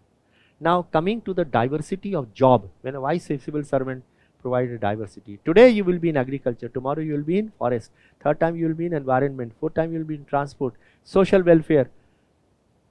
Civil services are unique because they provide a diversity of jobs. So one is leadership position, number 2 they provide diversity of job, number 3 you know agar in the English alphabet there are 26 letters, every alphabet represents a department or a ministry. A for agriculture, D for defense, E for environment, S for social welfare, T for transport. Every department has got a letter, and during your 35 years of service you will be occupying at least 15 departments. So the second reason was this. Third is you are a part of public policy cycle. The civil servant take part in every step of the public policy cycle. You know what is the public policy cycle? I would strongly suggest to you, read 2, 3, 4 pages of public policy, how a public policy is made. For example, supposing the sex ratio between the male and the female is disturbed. How? How it was disturbed? How it was disturbed? Yes, PT. So what happened was, that there were against 1000 boys, there were only 850 or even sometime 830 also girls. Their ratio was skewed and the government got very worried because soon there will be a problem, and a very simple problem, the bridegrooms will not find brides also. But more than that, the women contribute to the overall economy and development of the country. All over the world, the ratio is almost 50-50. In India, it was disturbed because of this notion in the society, this patriarchal society, who said a son is an asset and a girl is a liability. The son carries forward the legacy of the हमारे उसको जो है वंश को आगे बढ़ाने वाला, बाप को कंधा देने वाला. लड़की बाप को कंधा थोड़ी दे सकती, लड़की तो डाउरी लेके चली जाएगी. Why should girls inherit property from the parents? So this was the thought. It is called as gender stereotype. That is what is prevailing. You see what has happened? Girls over a period of time, their mindset have changed, women's mindset have changed, but the mindset of male folk has not changed over a period of time. So therefore, the thing is this, public policy was formulated. Ratio को वापस लाना है ना, ठीक. क्या किया? What did you do? Huh? The girls were getting killed. Doctors were using ultrasound machines to detect the sex of the child. Mobile ultrasound machines तक बन चुकी हैं.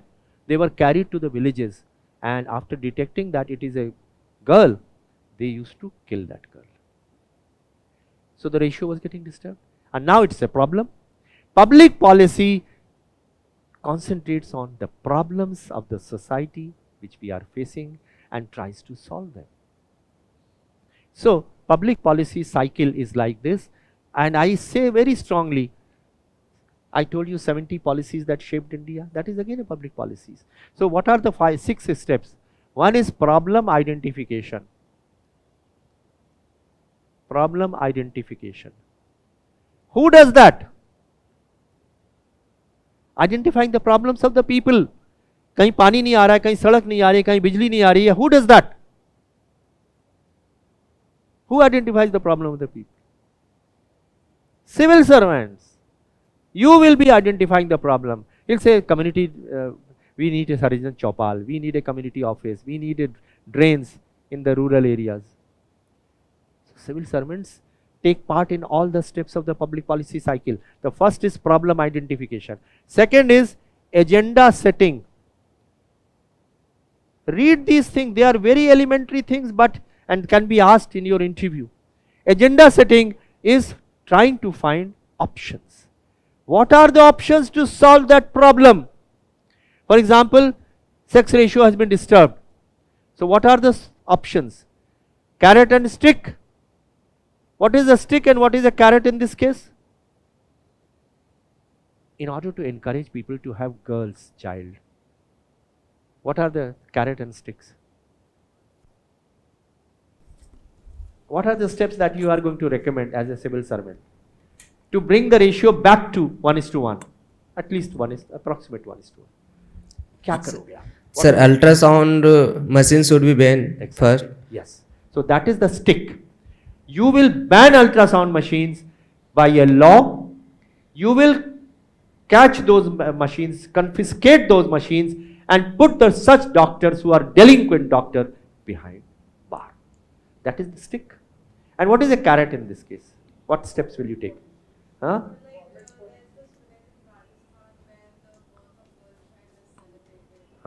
Correct. So incentives to be given for a girl child. Subsidy. For example, cycles, subsidy, Yes. stipend, free education, beti bachao, beti padhao, a fixed deposit. These are the incentives. So it's a part of policy. You want to save the girl child. So the second step is finding out the option. Once you have finalized the options, then you have to formulate the policy. So third is policy formulation.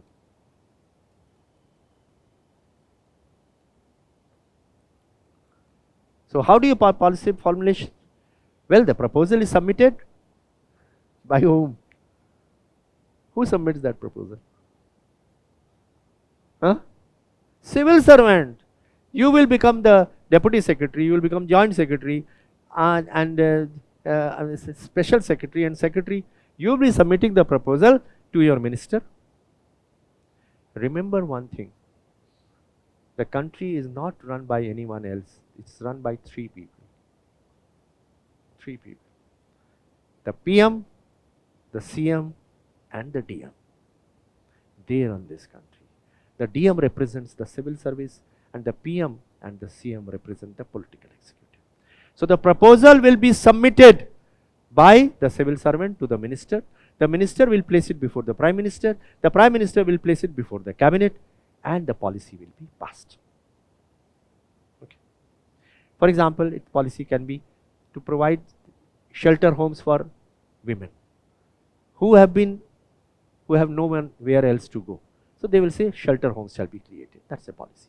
Giving incentives to the senior citizens, pension, okay, providing in a health sector, for example, Ayushman Bharat.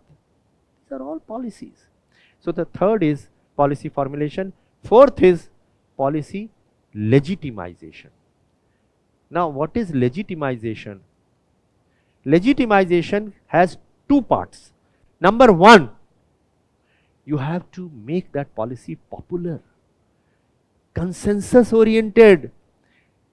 Remember one thing, do study the 8 pillars of good governance, because that is your job, to govern this country well.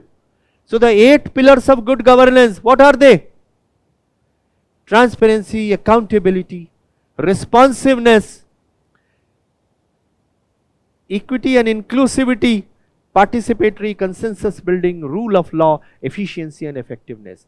Many questions in the interview can be very well given by referring to the 8 pillars of the good governance. For example, they will say, you are the DM, how will you bring down corruption in your office? You will say, I will hold accountability. People will be responsible for, they can't sit over the files. I will introduce information communication technology. I will fix responsibility if they sit over the files. I will ensure transparency. Everything will be put on the website, transparency, so that everyone knows. There is no secrecy. I will ensure responsiveness. Responsiveness means grievance redressal. If anyone has got any complaint, he can file it on my portal and I will see that the grievances are redressed. Efficiency and effectiveness. Now what is the difference between efficiency and effectiveness? Again I say, हम लोग कठिन कठिन शब्दों की तो खूब अच्छी तरह से पढ़ाई कर लेते हैं, कभी कभी जो बड़े आसान शब्द होते हैं जिनको हमको मालूम, हम उनके बारे में नहीं पढ़ते. What is efficiency and what is effectiveness? What's the difference between the two?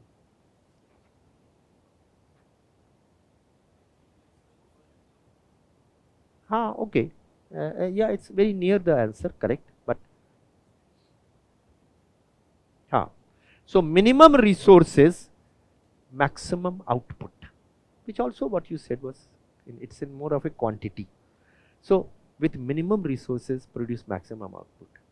And the second part, effectiveness, which both of you rightly said about the quality, it is the impact. For example, if you provide 300 crores of rupees for education, so 300 crores is the input. Output is construction of buildings, tables, chairs, books, teachers, libraries, that is the output. But what is the outcome? Outcome is the effectiveness. क्या बच्चे पढ़कर निकल रहे हैं? Are they getting education? Are they getting employment? That is the outcome. That is the effectiveness, the impact of that public policy. So this is the policy legitimization comprises of two parts. One, you should legitimize that policy. Farmers' laws, they failed because the policy was not legitimized. Consensus building is an important part of your good governance. You must build a consensus. It was not done. So legitimization means कि जब भी आप कोई नई scheme लाते हैं, उसको law बनने से पहले पॉपुलराइज तो करो, सबको एक्सेप्टेबिलिटी तो करो. It must be acceptable to all sections of society. Once it is accepted, then you make a law. Who makes the law? The draft कौन बनाता है उसका? The civil servant. And who passes that law?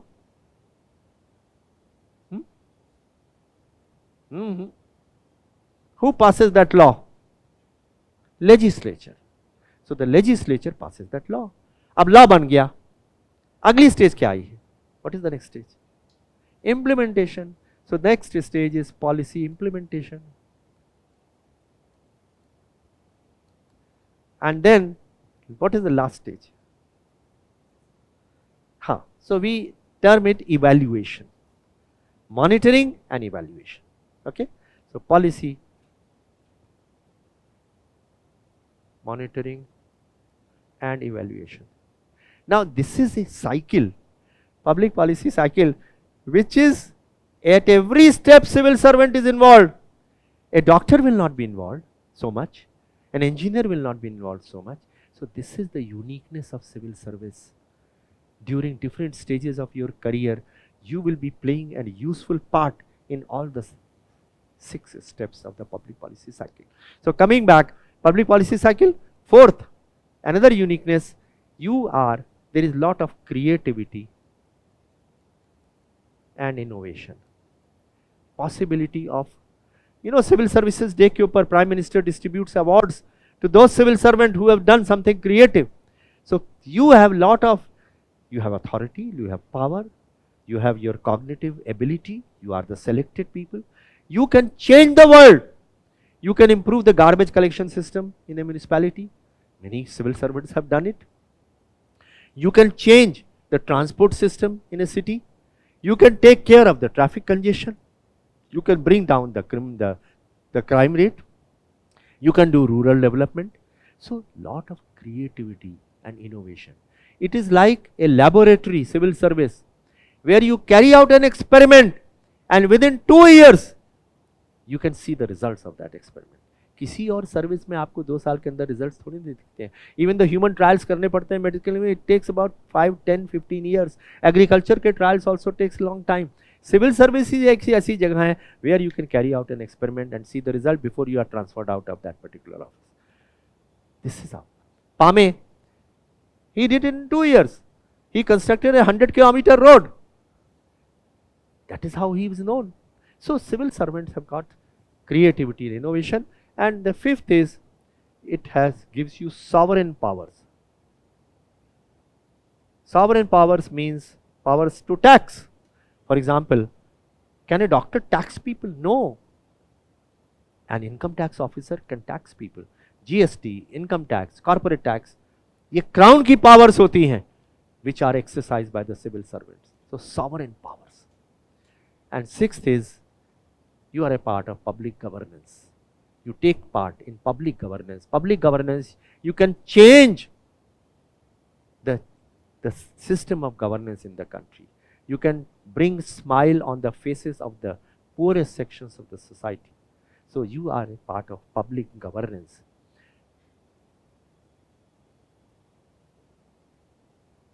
And seventh is satisfaction.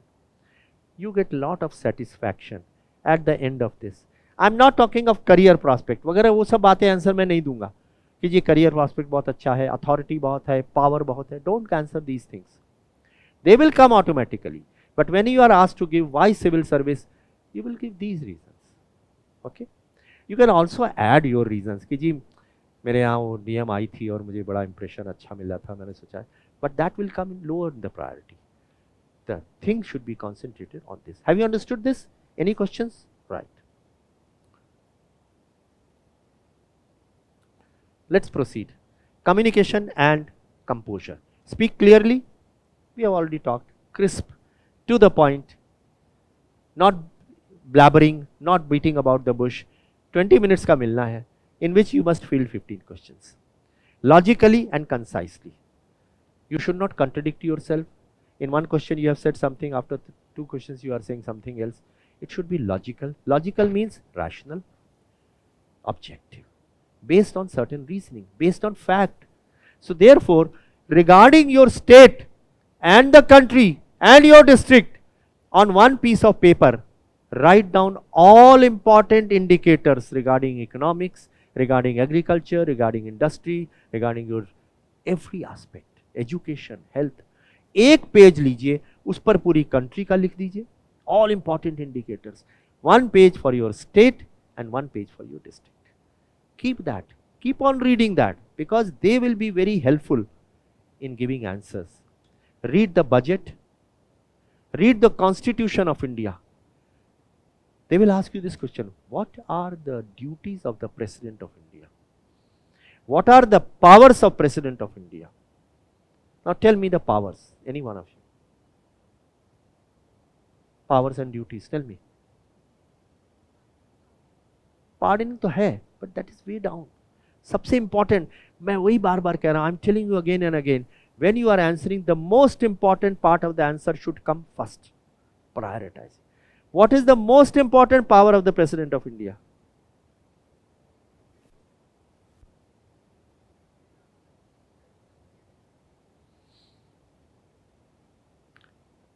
Legislature?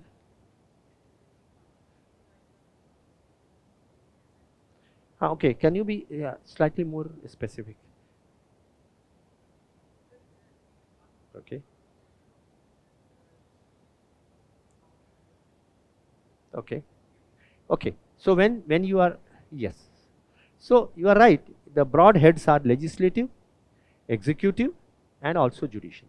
Appointments, appointment of Chief Justice, appointment of everything is done by in the name of the President. Legislative powers, all the bills, they are given final approval, consent, assent by the President. Then, of course, the most important part you are still not telling me. What is the most important power of the President? The most important. It invites the party to form government which has got the largest number of legislatures. It invites the leader of that particular party to form the government of that country. That is a power. Number two, it is the commander-in-chief of all the defense forces, the army and the navy and this. Then of course ordinances, laws, prorogue, etc. The parliament, pardoning of course is there, appointment etc. is there. So these are the powers. You must know the constitution. What are the different constitutional provisions to tax? GST is imposed under a particular article. What are the important provisions? Security of the civil servants. How a new state is created? That is under article 3, 4 and 5. Sometime a question is going to ask, okay, tell me, which one of these three wings is the most powerful wing? The legislature or executive or judiciary? Come on. What will you answer? There are checks and counter checks. Okay. Yeah, that is true. So what will you answer, VB? Which out of these three is the most powerful? Or who is the most powerful? The question is. Most powerful because all are interdependent on each other and Okay. they all have the inherent checks and balances. Okay. This is a good answer. But in the end, then what will you say? Who is the most powerful?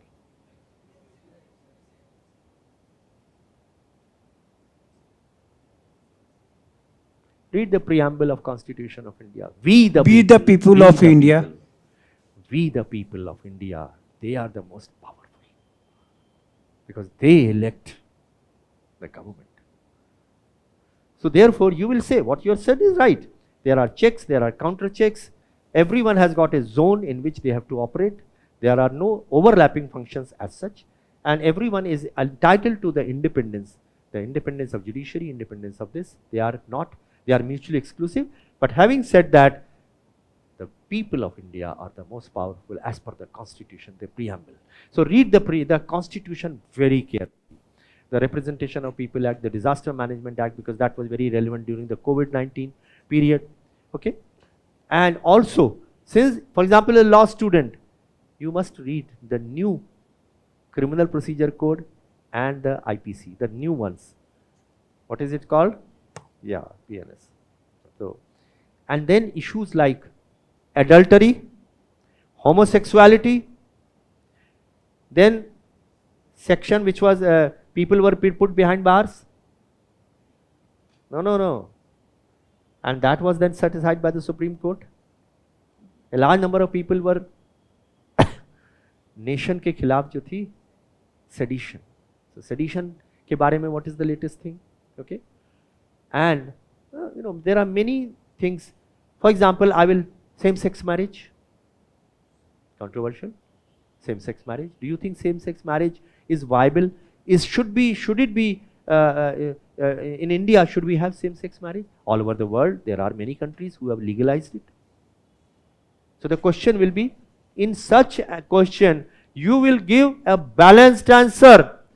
Demonetization, same-sex marriage, live-in relationships, period and menstrual leave, hijab controversy, Sabrimala controversy, then surgical strikes, citizenship register, corruption, love jihad, reservation policy, these Article 370. So these are the controversial areas where you must always give a very, very balanced, cogent answer. You can't say, for example, reservation is bad. You may have your personal views about it. But in the question, when you are asked this question, you are not supposed to take risks during the interview. Please don't take risks during the interview. Risk you will take when you become a civil servant. Tab लीजिएगा जितना risk लेना आप. But there you must give a balanced, rational, objective answer. For example, I would say that yes, same-sex marriage is a concept which is progressive concept which is going on, but it will have many issues, legal issues, social issues, cultural issues, political issues, and therefore it is required that a body is created of intellectuals. Those may consist of legal luminaries, they may consist of political people, social people, people from the society, the civil servants, etc., who will debate on all aspects of the same-sex marriage. For example, one legal concept may be the Solicitor General of India argued, if same-sex marriage is there, who will be the husband and who will be the wife? You can't say who is husband and who is wife. There will be many problems. So read through that, same-sex marriage. Live-in relationship. Why UCC of Uttarakhand? Live-in relationship has been introduced there, that registration of a live-in relationship is compulsory. Don't you think it is an intrusion in the privacy of the people? Question पूछे. So what is the answer that you will give?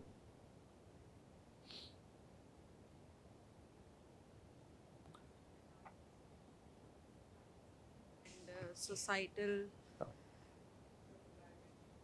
Okay. The recent rise in cases related to the live-in relationships and others, it is government is bound to make some laws so that they can be made accountable, and law and order should prevail in the society. Yes. So the moot point is security of the woman. If it is not registered, and who will come to know if tomorrow that particular person who is living with that lady, domestic violence, murders him, because marriage is registrable, but live-in relationship का तो कहीं नहीं. UCC में उसको registrable किया गया है, because tomorrow if something happens to that girl, then the enforcement authority will not even know what is happening there. So you will give a plus point, and as you rightly said, and you also mentioned, it has to be a balance.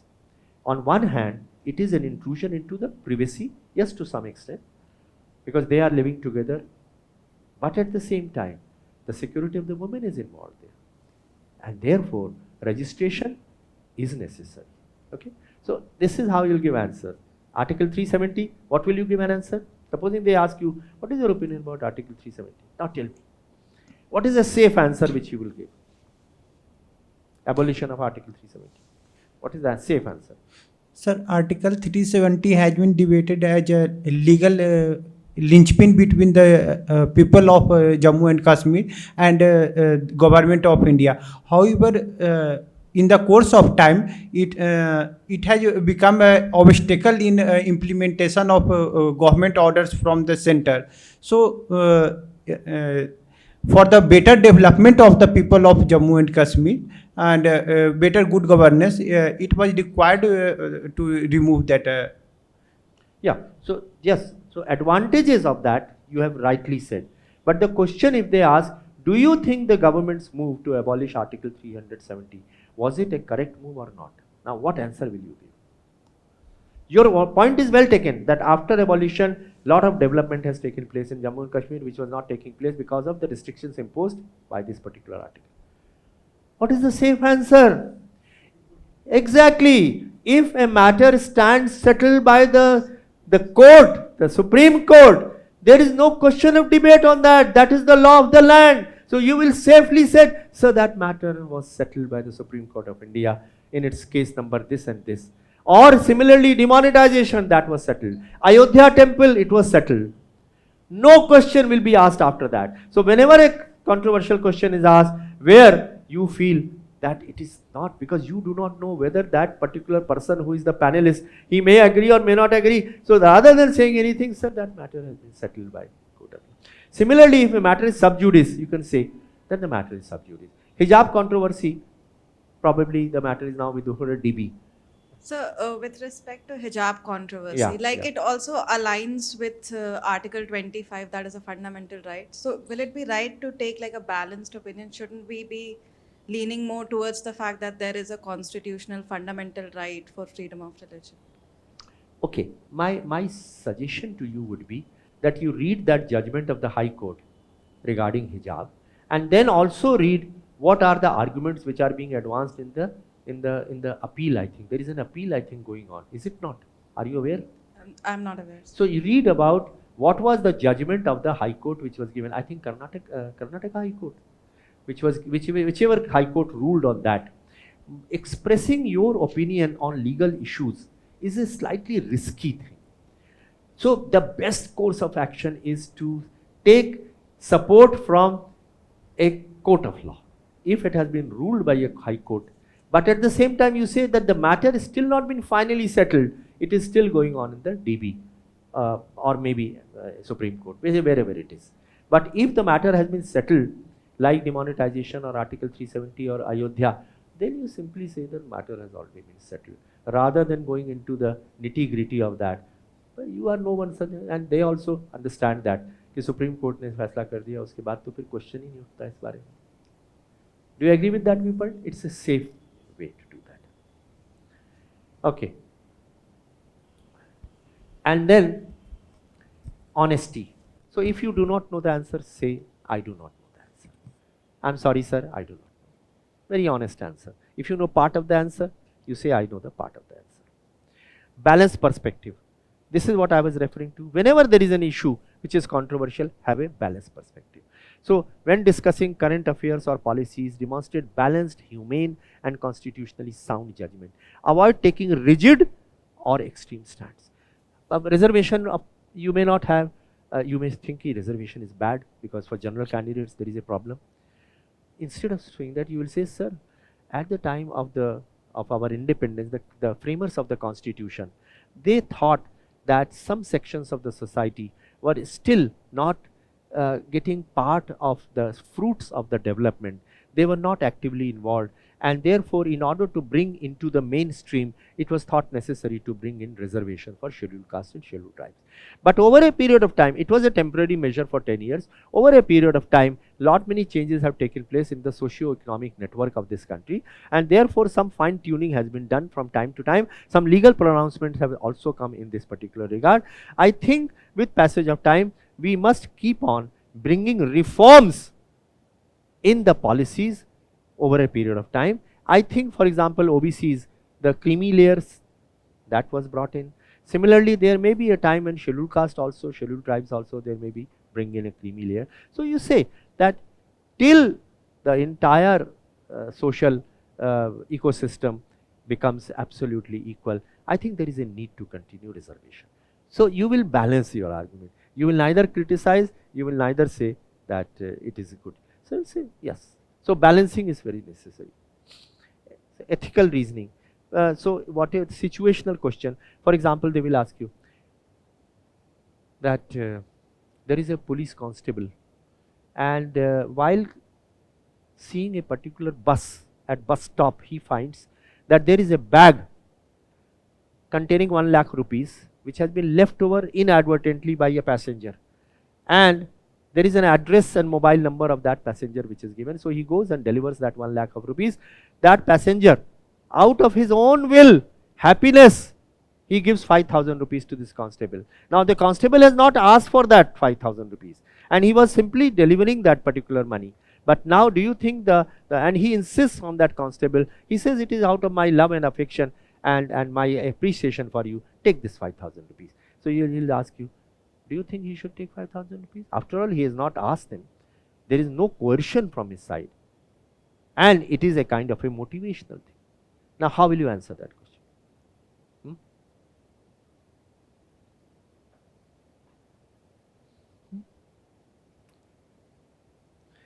Yeah, so the question is this, that there is a bus at the bus stop. In the bus stop, the constable on duty, he is checking and he is finding that one particular passenger has left a bag containing 1 lakh of rupees. But there is an address and mobile number of that particular person which is written there. So he goes to that residence and he delivers that 1 lakh of rupees, because he is an honest policeman. But that person also appreciates the honesty of that policeman, and he says, I'll give you a reward of 5,000 rupees. Take this reward. Now he has not asked for any money. Constable has not asked for any money. He is doing as his duty. But he is being given a reward of 5,000 rupees just to motivate him. Do you think public servants who get very less salary, and they are not coercing that person, but he is giving on his own account 5,000 rupees, do you think he should accept that 5,000 or not? So if it is no, you have to give reasons why.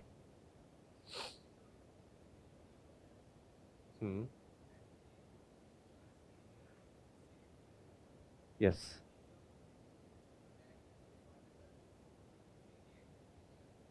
Lost thing to the person who is the real owner of that thing. Yeah, okay. So it is primarily the duty of public servant. They have to work without fear or favor. They must deliver the public services. And now you give an argument. Supposing he accepts the money, then he will fall into the bad habit. Every time he does a good work, he will start expecting money.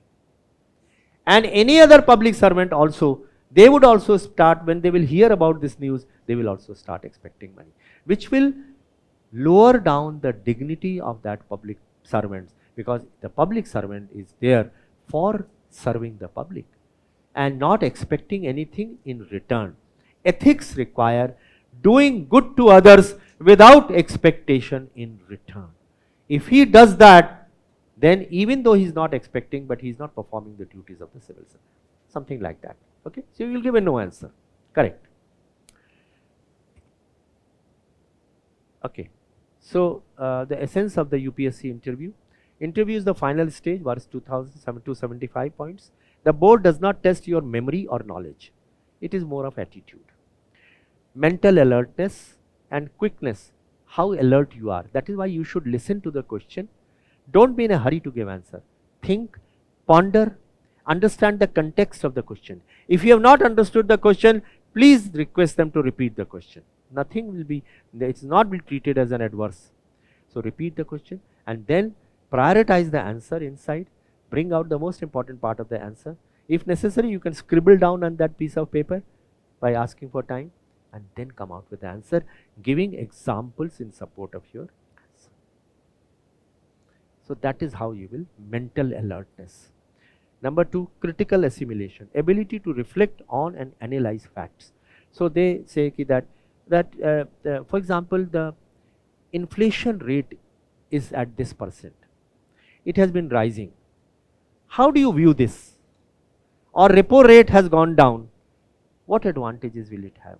Or reverse rate has gone up. what advantages or disadvantages. You should be able to critically analyze the facts and figures, which will be possible only when you read good articles on the newspapers and also listen to some of the good YouTube videos. Shekhar Gupta, his YouTube videos are very rewarding. Similarly, another girl who used to give news on the WION, what was her name? Palki. So her YouTube videos are also very good. So there are similarly some very good. Don't listen to the electronic media जिसमें कि एक दूसरे पर बस कुत्ते की तरह भौंकते रहते हैं. Please listen to that. Don't listen to that. They will create all distorted feeling. Don't listen. Rather go to the YouTube videos and listen to some of these prominent people giving. For example, Kapil Sibal speaks, Shekhar Gupta speaks, and you know a large number of legal luminaries are there who give a viewpoint. The president of the Bar Association speaks, and Nariman speaks. So there are many. Palkiwala used to speak, and so on. Balance of judgment, you already know. You don't go for extremes. Moral integrity, honesty, ethical compass, like that policeman I said, in a hypothetical situation. And then sometimes they, for example, they can ask you, all right, how will you handle floods? Situational question. Floods have come in your area. What are the important steps that you will take to ameliorate the condition of the people? Now tell me. Again, you have to prioritize. What steps will you take? Floods आए हैं गांव में आपके जिले में, आप उसके जिलाधीश हैं, जिला मजिस्ट्रेट हैं. What steps will you take? What is the first important step that you have to take? Priority. Tell me now. First priority. क्या है? What is the first priority? Tell me. Yes, evacuation of the people. You have to evacuate those who are stranded. They are surrounded by water. So you have to evacuate them. How will you do that? By having boats deployed by the revenue staff, by the police staff, by the army, by the air force. You will evacuate. That is the first priority. What is the second priority? Food. Food for them. What is the third priority?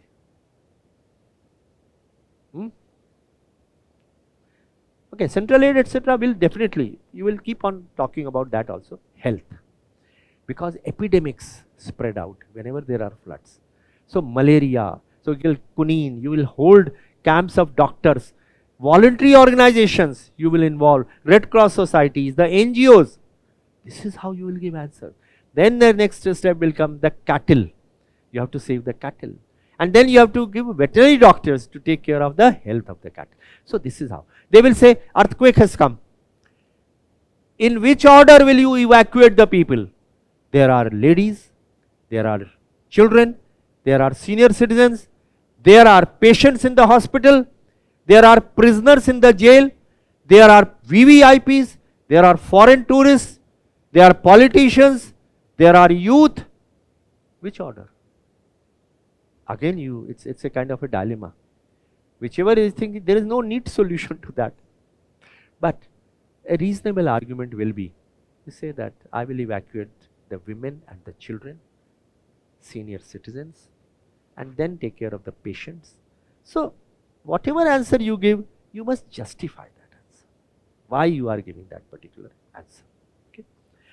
Why should India have a permanent place in the Security Council? That question can come. You can list out the answers. Why India deserves to be on the permanent place on the Security Council. What are the global problems which are being faced in the world?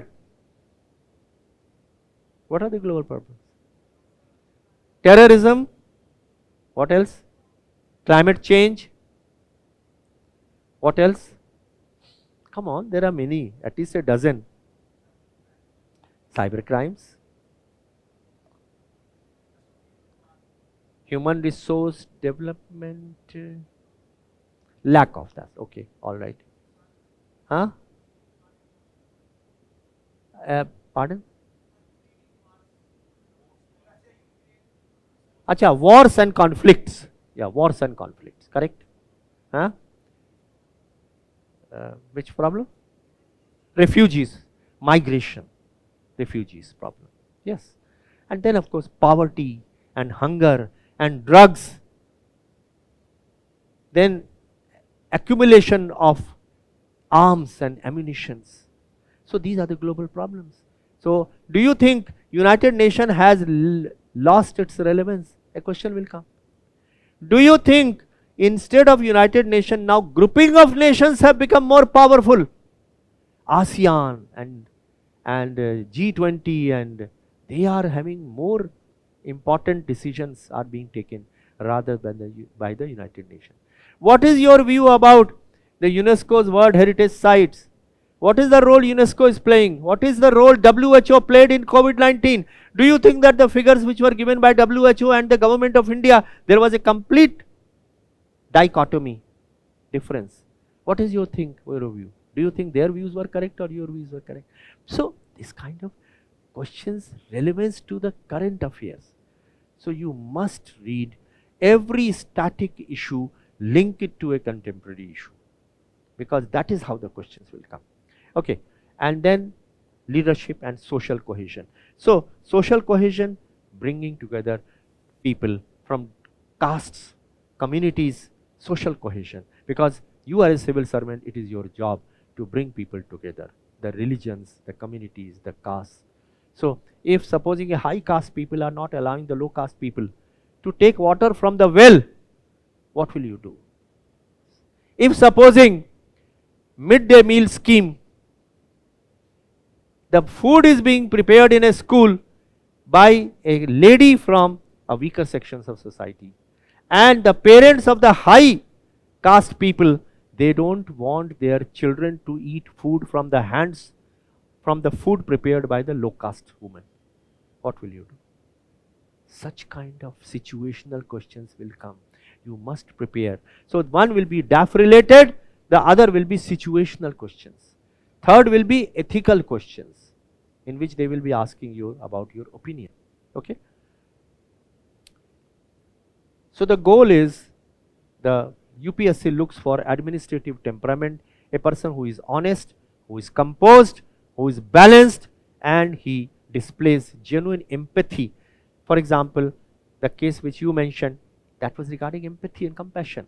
Okay, what will you do if the person does not have Aadhaar card or he does not have a date of birth certificate? Will you allow that thing to be delivered? Yes, I will, because objectivity is important, but empathy also has to go together.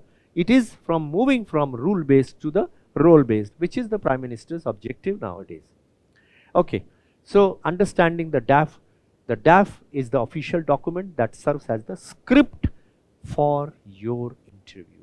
Every question is asked from the DAF. The hobbies, the achievements. Don't list out too many achievements. NCC भी किया है मैंने जी, NSS भी किया है जी, मैंने वो NGO का भी हिस्सा रहा हूँ जी, और मैंने जो है स्लम्स में काम किया है, एंड लीडरशिप पोजीशन में क्लास का मॉनिटर भी रहा हूँ. They are all good things, but then prepare well. If they ask you about monitor, you have to understand what is a leadership. What are the different types of leaders? They can ask you. What are the theories of leadership? What are the traits of a good leader? If you have written that I believe in teamwork, all right, what is the full form of team?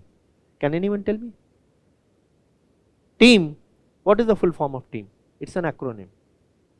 If you have written ki ji, I believe in teamwork, etc., I have done, they can ask you, what is a team? Tell me. TEAM is together everyone achieves more. That's team. So you must be prepared. Whatever you are writing in the DAF, you should be able to have a good knowledge about that.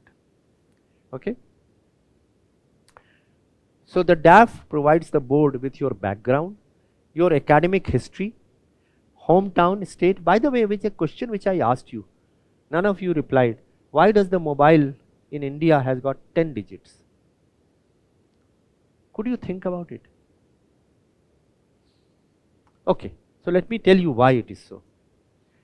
It is related to the population of the country. The population of India is 140 crores. If every one of us has one mobile phone, how many permutations do you require so that everyone has got a different number? If you have 10 digits, the number of permutation is 10 to the power 10, which is 1000 crores. So even if the population rises to the level of 1000 crores and everyone has got one mobile phone, or supposing everyone has got 5 mobile phones, even then 10 digit will suffice. But after it crosses 1000 crores number of mobile phones, then you will require 11 digits. But smaller countries where the population is less, even 6 digits is sufficient. But not in India. It is called National Numbering Plan. It is given in that book, Hindu's book on scientific facts. That is why I said some of the good books you must read. Some of the questions, very elementary question. Okay, so academic history, hometown, state, work experience. If you have worked in a state civil service, if you have worked as a child welfare officer, if you have worked as labor inspector, if you have worked in a Tata consultancy or Infosys, you must know every detail about that. What is the profitability? What is the turnover? How many employees were there? What are the products they are making? What are the exports? What are the imports? They are expected to know everything. So wherever you have worked, you have to do that. Okay, and then of course prioritized service wide, you are IAS is first preference, IPS second preference, and so on. And cadre we have already discussed. Then your hobbies, interests, etc. we have discussed. And why you want to choose civil service, which I already explained to you, the 6-7 reasons, uniqueness of civil service. So the strategy is, everything is a potential question. Assume that every detail you write in the DAF is a potential question. And authenticity and consistency should be there. So truthfulness is the answer. Don't write anything misleading. You must write truthful things. And prepare cross question for every question. For interview, you must prepare at least 2000 questions. And then also understand that after any question, there can be a supplementary question also. The concerned person may not stop at that. He will say, all right, now let's go further. So depth of the answer is also important. The answer should have depth so that you can answer the first part of the question, you can answer the second part of the question, and so on. Right. So take care of the keywords in the board will note down the keywords in your DAF. So the keywords, history aapne likha, the moment you write history, they will ask you about history. And then you will have to say ancient history or medieval history or modern history. You must be prepared on that. Okay. If you have written NGO work, why NGOs are important? Why do you think government should not do that work? Why NGO? What role NGO is playing?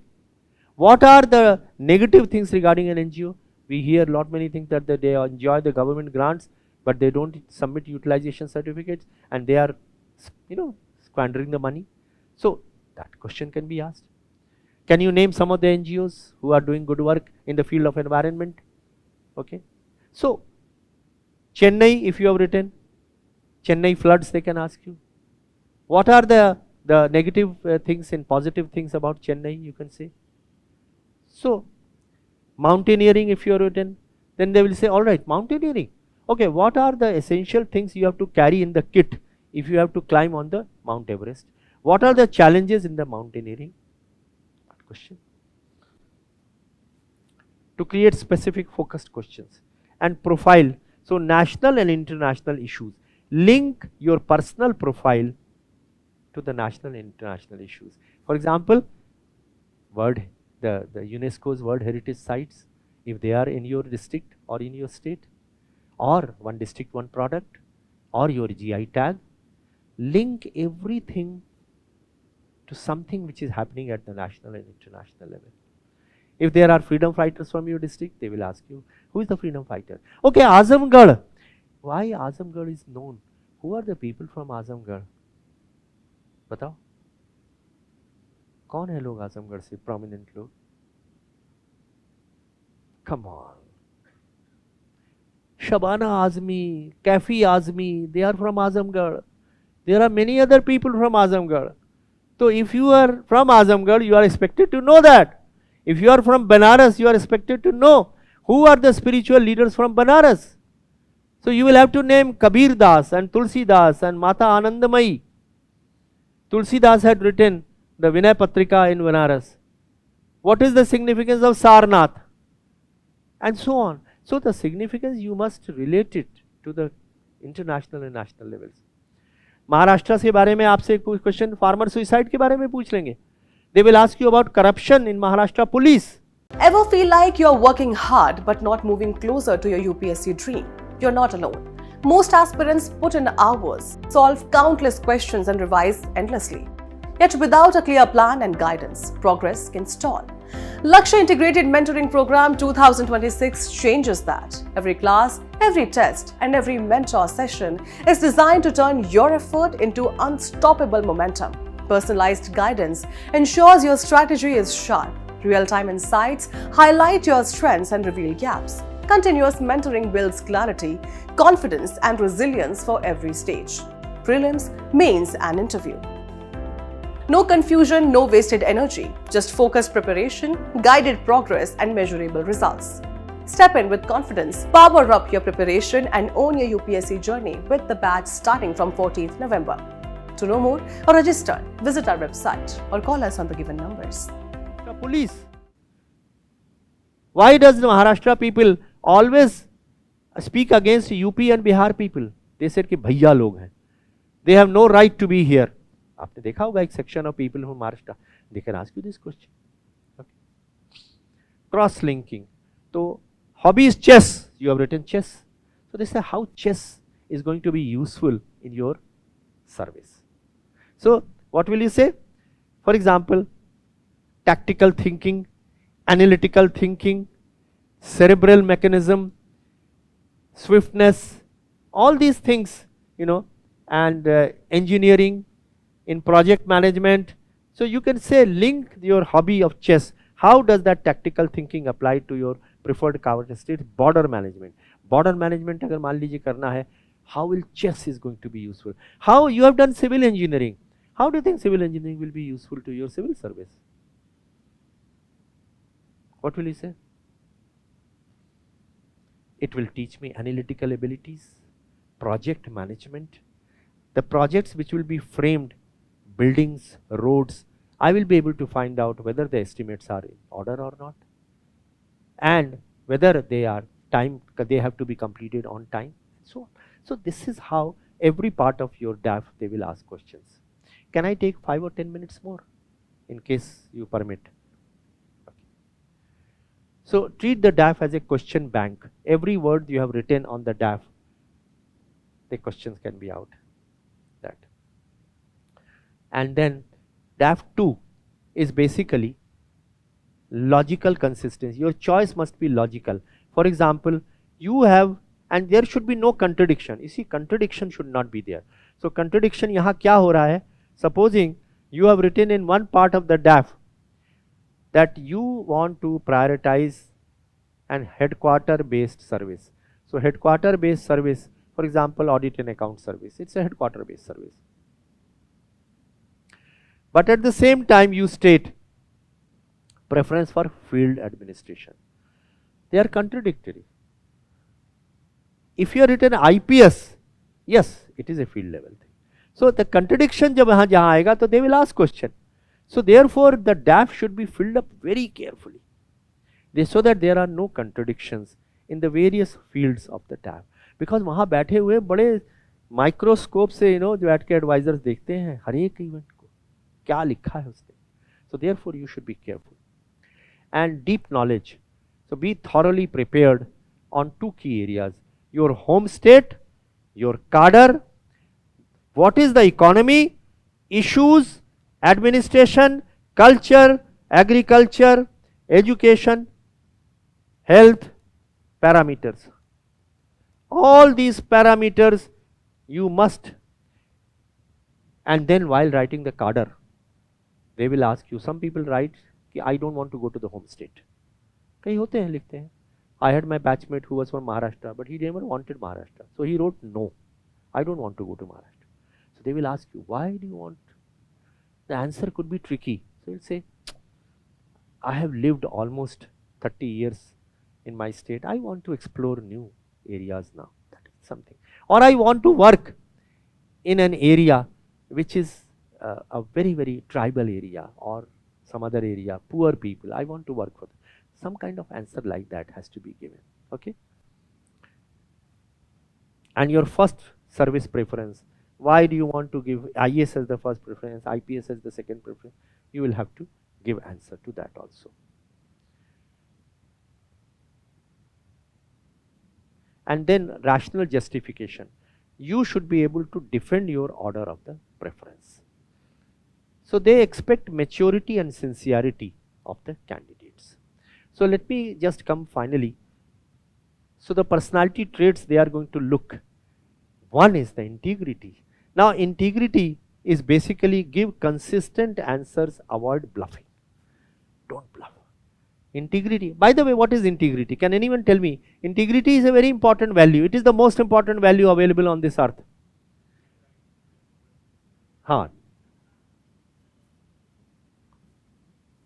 Correct. Both of you are right. So doing the right thing even when no one is watching, no one is supervising, sticking to your values even when no one is looking at you. And therefore, that is say what you do and do what you say.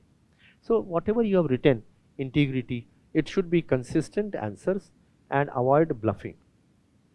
So that is the integrity. Sorry.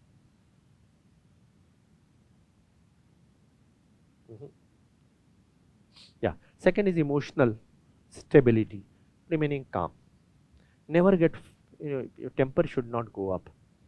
And don't be disturbed. Sometimes they will provoke you.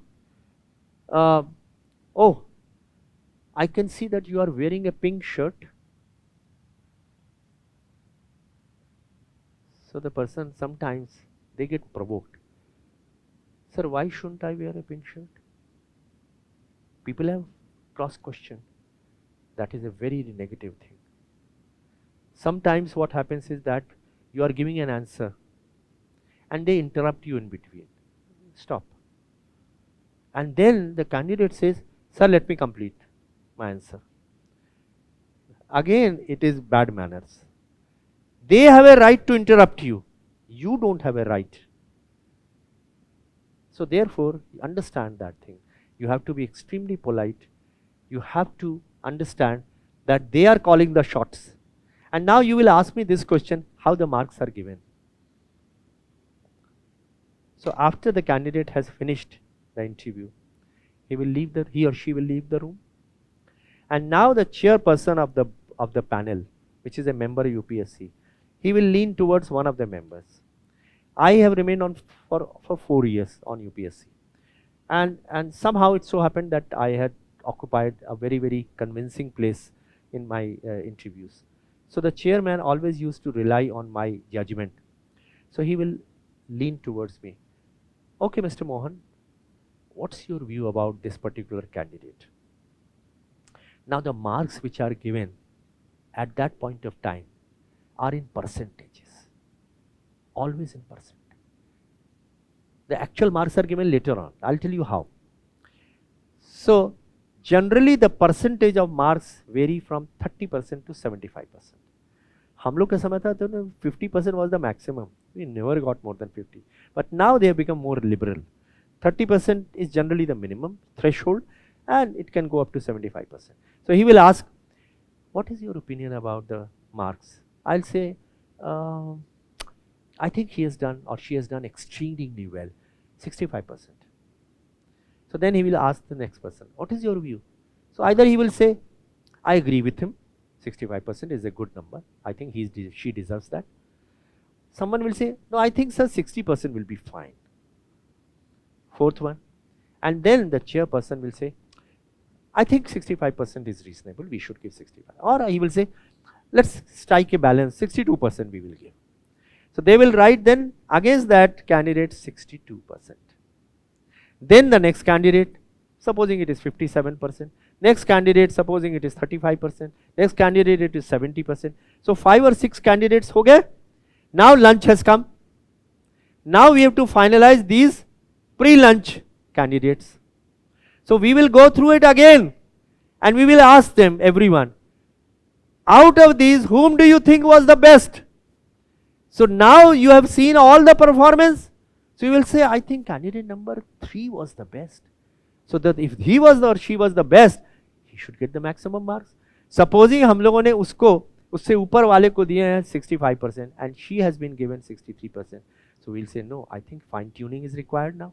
So then the fine tuning is done. कि जो best किया है उसको maximum मिलना चाहिए और बाकियों को प्रोपोर्शनेटली फिर जो है उसी के मुताबिक जो है प्रो रेटा बेसिस पर it has to be reduced.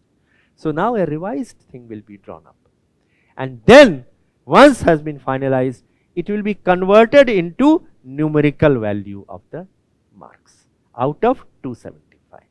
और फिर उसके नीचे signature हम लोग के होंगे. It will be sealed inside an envelope given to the UPSC under secretary.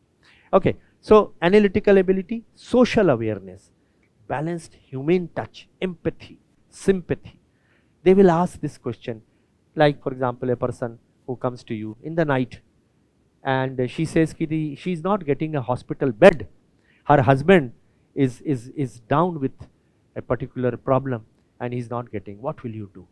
So I will say, all right, I will immediately ring up the CMO, whatever time it is, even if it is 1 o'clock in the night, she has come for help.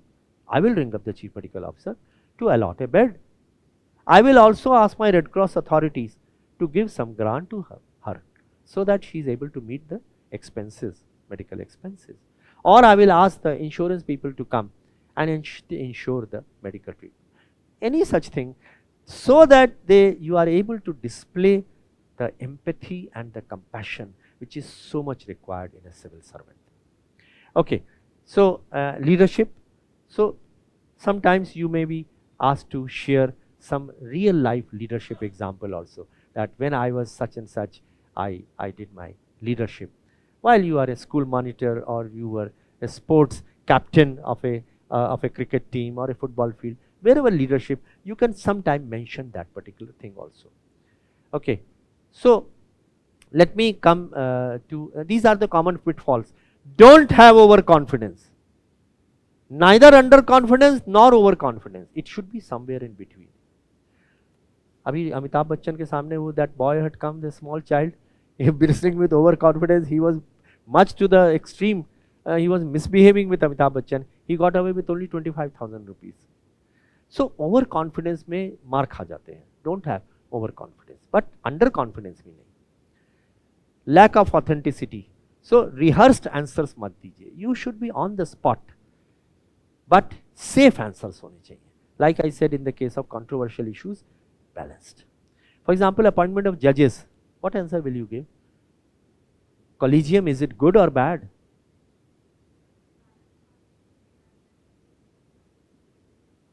Say in the collegium process, like it was started recently, you have to give reasons why you overlooked a judge. So that can be done. Yeah. So then the question will arise, the bill which was passed for NJSC bill. Yeah. So what is your view about it? So what will you say? So I would first cite that Article 51 says that the judiciary should be completely separated from the executive.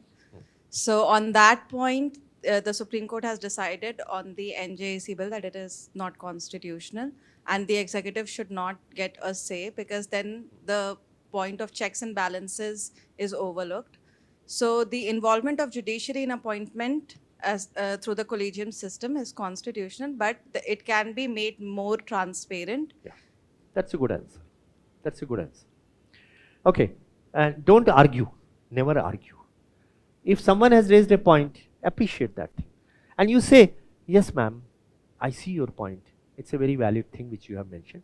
But I also have another viewpoint for your kind consideration. So she will not feel offended then. She will say, all right.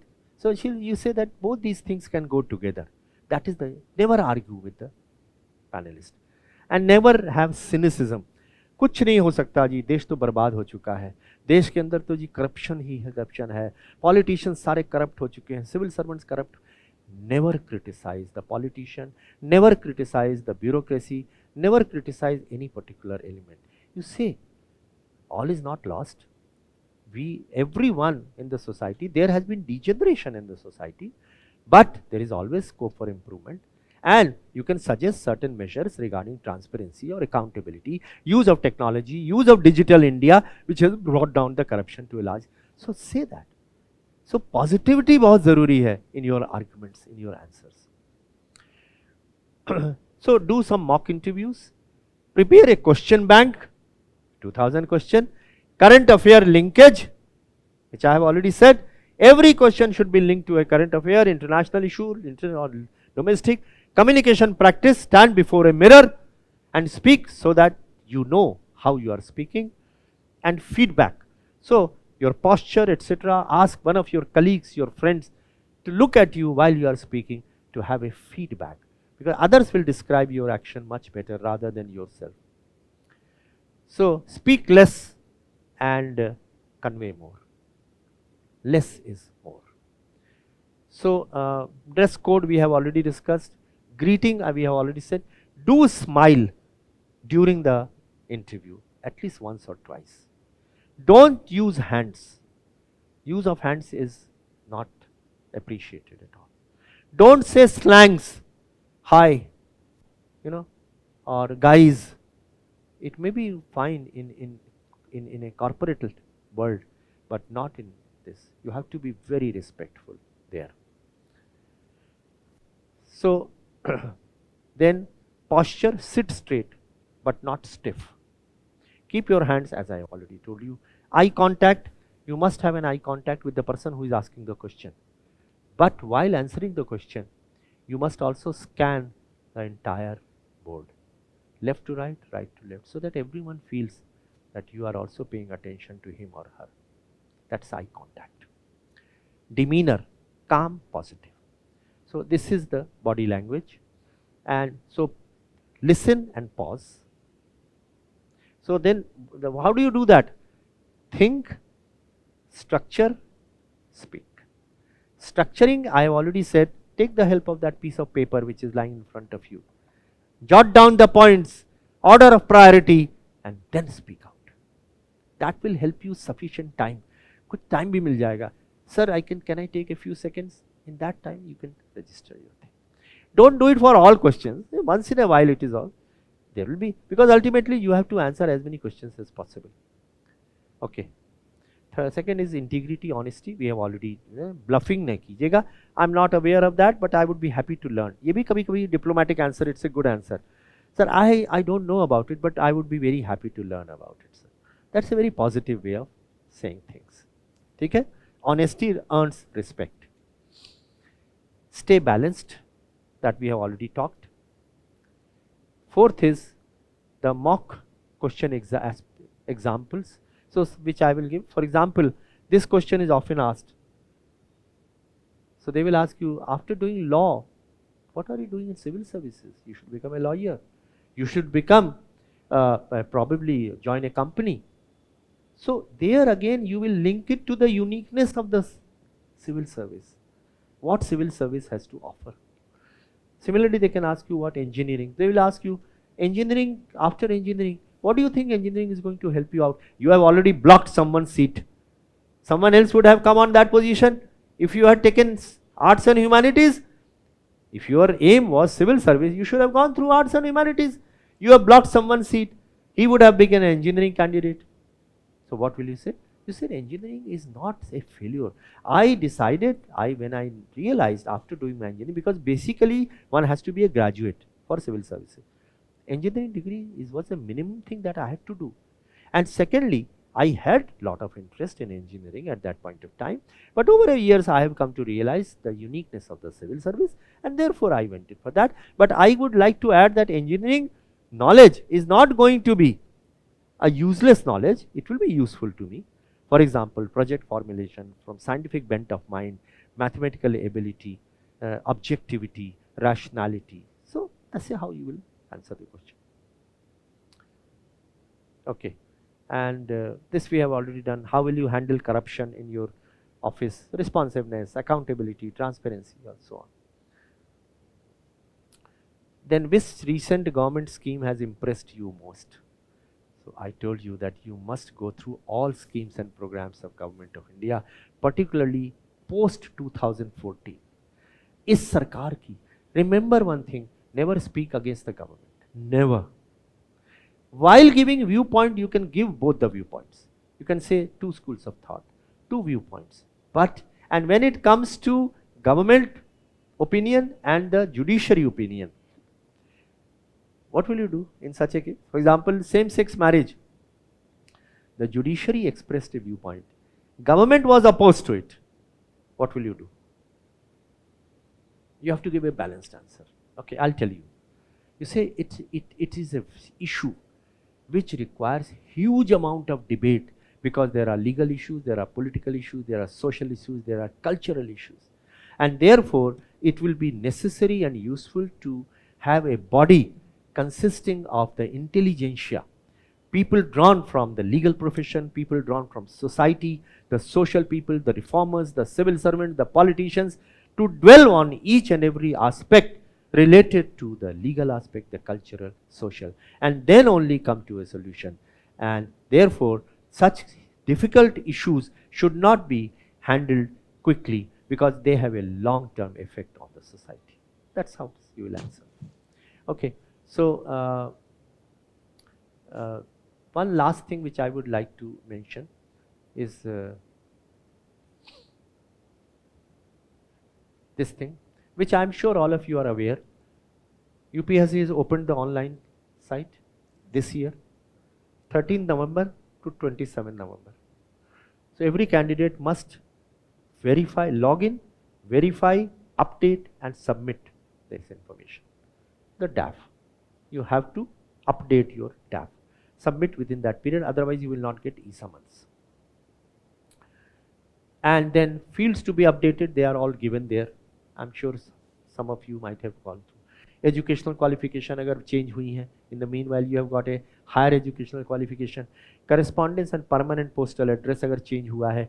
Higher educational qualification if you have acquired. Achievement in various fields if you have acquired. Employment, etc. All these things need to be updated on the DAF. So, the DAF is not an administrative formality, it is the most powerful document.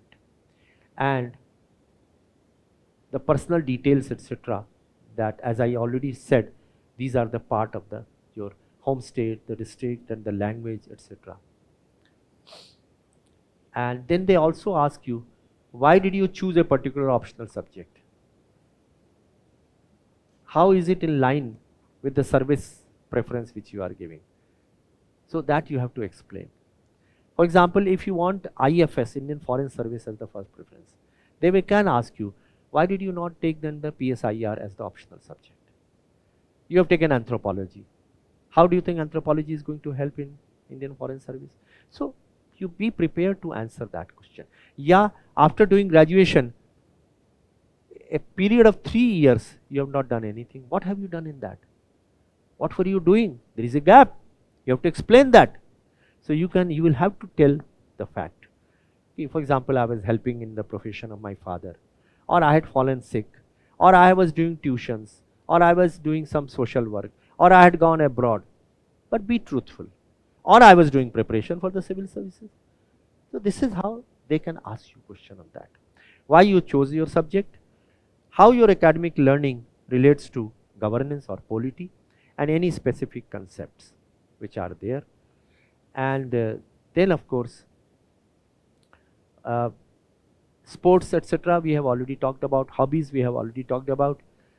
And then zone and cadre preferences. This again is a very dicey thing and very important. So these are the zones. You have to give preference of the zones. Now, normally people like to give preference for the home state. That is the first preference. Then adjoining states, normally it is given. So within that, so first of all you have to give preference for the zone. Supposing you are from Uttar Pradesh. So Uttar Pradesh figures here, zone 2. So you will write 1 here. And then you will say, supposing, and 1 also, then you will have to give preference within this also. So you will write 1 here, Uttar Pradesh, and maybe 2 here, and 3 here, and 4th here. Then you will move on to another zone. So supposing you are from UP, then you might like to go to Haryana, Himachal, Punjab, etc. So you will write here 2. And within that 2 also, you will write 1, 2, 3, 4, 5. The system of cadre is like this. They will first of all consider your first preference in the first zone, then your first preference in the second zone, then your first preference in the third zone, and so on. So fill it up very carefully. And then of course service. Service is like this. There are 23 different services. Here you have to give preference. You have to justify why you are giving that preference. Sometimes people don't write IPS or IFS in the first few preferences. Then you have to just tell them why. They can ask you, आपने IPS तो 8वें number पर या 12वें number पर या 15वें number पर दिया, why? Why have you not given any preference for Indian Foreign Service? You have to justify that. Of Foreign Service, why given preference number 1? Oh, I have been interested in international affairs, in treaties and alliances, and I like to move around from country to country to understand the different countries of the world, something like that. You have to justify. You have to justify every answer there, and if necessary possible, examples you must be given. These are the details of the service. I will leave this PPT with you. You can do IAS में क्या काम होता है, what is that service, so that you can understand the role and responsibility of that service. In IPS, what exactly is the service and what are the different duties of the IPS officer. Similarly, Indian Foreign Service, what are the duties? Indian Revenue Service, income tax. Indian Revenue Service, customs and indirect taxes. Audit and account service. Indian Defence State Service, IDES. Then Indian Defence Account Service. Indian Postal and Telecommunication Service. Indian Ordnance Factory Service. They are all services. And remember one thing, IAS is not the only service. Central services are as important as the IAS. So therefore, if you get into a central service also, I would say that be very happy about it. And if you want to change to a more important service, as per your perception, you can take 1 year extraordinary leave. You join, take leave, and then appear for next year. But remember one thing, all India services, IAS and IPS, IFS का तो separate examination होता है, Indian Forest Service का, that is a separate examination. But in the CSE, the all India services are just 2, IAS and IPS, because IFS is a diplomatic service. So इन दोनों के pitfalls हैं, IAS और IPS के. Pitfall is major cadre. You may not land into a good cadre. And then there is only one way of changing the cadre. What's the way? Marriage. You have to marry a colleague of yours who belongs to another cadre, and it's a kind of a compromise. And then you have to go to a third cadre. पहले तो होता क्या था कि उनमें से एक के cadre में चले जाते थे. They could move into any of those cadres. Now they are all sent to a third cadre. So that is the only way. So therefore, IAS and IPS has got its pros and cons, both are there. Central services have no such problem, because you get posted all over the country, and generally what happens is that they give you the preferred zone. They give you, and particularly for girls, revenue service income tax is one of the best services that I could think of. And you can reside in your home state for a long, long time. I have 2 daughters. One of them decided not to pursue civil services. She went for BCom and MBA, and she got into a multinational company, and she has rose to the level of senior vice president now, posted in Chandigarh, the place to which I belong. And the younger daughter, she was doing her engineering. She did her electrical engineering, and she is more of a tomboy actually. So she does all the acts which the boys do. So she is very fond of sports. So basketball and football and cricket and swimming and shot put and javelin throw, everything, athletics. And she's a great debater. And she would always carry a small pocket dictionary in her pocket. Whenever she will see a new word, she will immediately look up at that pocket dictionary to find out. उस समय mobile phones तो होते ही नहीं थे. So this is how she got the first 10 rank in the engineering. And she said, I'm not going to a civil services. So she said that one person in the house is sufficient for being to civil service. I will go to a private corporate sector. I said, okay, beta, whatever you want. And she joined, campus placement took place. She got one of the very coveted company in Gurgaon. She joined. But the girl who was so chirpy and so active in her sports and debates, suddenly everything was restricted. She had to get up early in the morning at 6 o'clock, come back at 10 o'clock in the night. After 3 months, she said, Papa, enough is enough. I will go now for civil services. So I said, absolutely, whatever you say.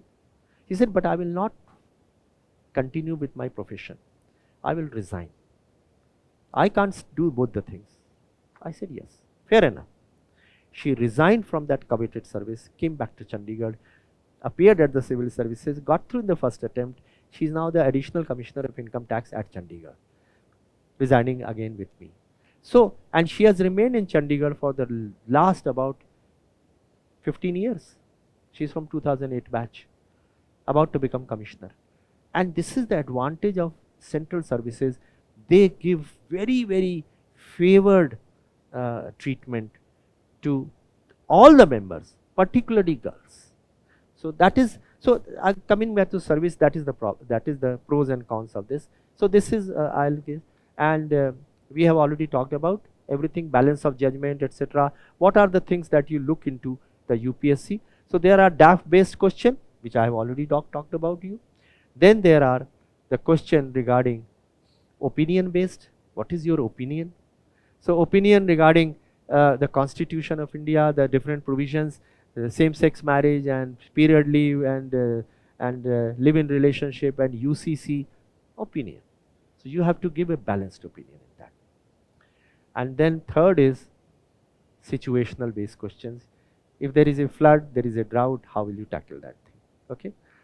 Supposing a minority cooked midday meal is boycotted by the parents, how will you tackle that? Okay. A rumor circulates on the social media, how will you tackle that?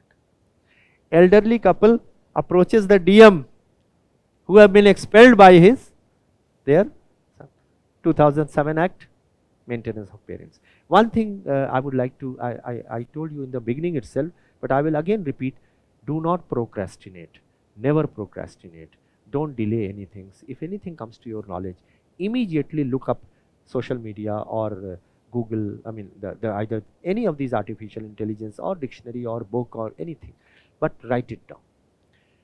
And so lastly I would, and then the current affairs, which is most important. Current affair तो आपको बहुत अच्छी तरह पढ़ना पड़ेगा, and that is why two newspaper and the cuttings from the newspaper prepare a good files on subject wise, on different items which appear in the newspapers. So current affairs and policy questions measuring analytical depth. For example, semiconductor policy. What's your view about semiconductor policy? The world over, the rare earth elements which are being so important. Ukraine के ऊपर Russia दबाव डाल रहा है for the different kinds of elements which are there. What is the significance of that? What do you think about Trump's policies? And do you think Russia-Ukraine war will come to an end? If you were a mediator, how will you arrive at a kind of a consensus between Russia and Ukraine? Environment, what do you think the Trump's policies, which are in sharp contrast to Obama's policies regarding environment and climate change? What's your view about it? Okay. So that is how the questions will be asked, and so you must update your DAF, preparation of DAF entries, mastery of current affairs, mock interviews, communication skills, and if possible, and if you need, personalized guidance is also available from experts for interviews and other things also. And so some general tips, quickly we have already talked about it. Interview duration, 20 to 25 minutes. Test of knowledge, skills and attitude.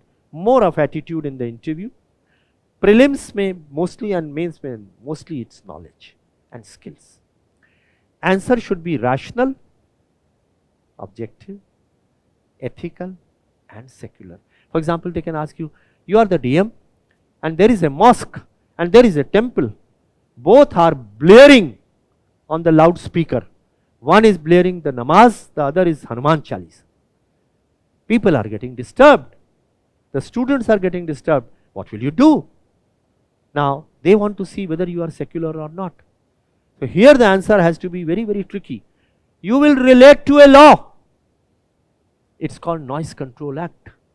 So you will say whatever is prescribed under the Noise Control Act, there is a bar on playing the loudspeaker after say 10 p.m. The permission accorded. So I will treat all the religions equally. The masjid also, the mosque also has to stop. The temple also has to stop. The gurdwara also has to stop. They have to be treated equally. So you have to show you are secular. And eye contact, scan, etc. Answer should be succinct. Voice should be loud, but not. That should not be. It should be soft. It should not be shrill. Don't bluff. Take a glass of water before interview. Take long breaths. Before you enter, say to yourself that here is an opportunity which has come to me and I will take this opportunity. I will do my best. If you do that, I can assure you your performance will be exceedingly good in the interview. And give examples. Prioritize your answers. Prepare GK, particularly current affairs. Read newspaper of that day particularly. Hobbies, graduation, etc., place of residence, we have already talked about. Companies where we have worked earlier.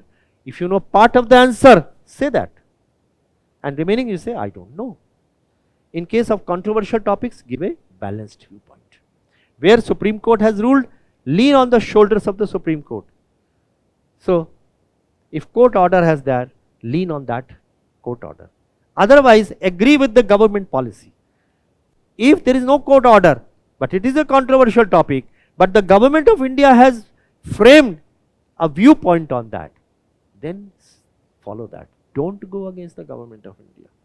Nobody likes to listen against the government. Same-sex marriage, for example, government of India had a viewpoint on that. You have to stick to that particular viewpoint, but give both pros and cons, both schools of thoughts, so that they know you are rational, you are objective. Don't take risks. Field as many questions as possible, 10 to 15. Last question is very important. If they ask you to volunteer subject of interest, be careful in answering. Only give that when you feel your interview has not gone well. If it has gone well, avoid that.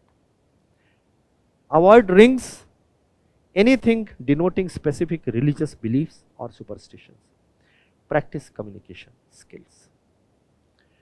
So, finally, the last slide which I wanted to talk about is, of course, dress. I've already talked about. Reach early, UPSC.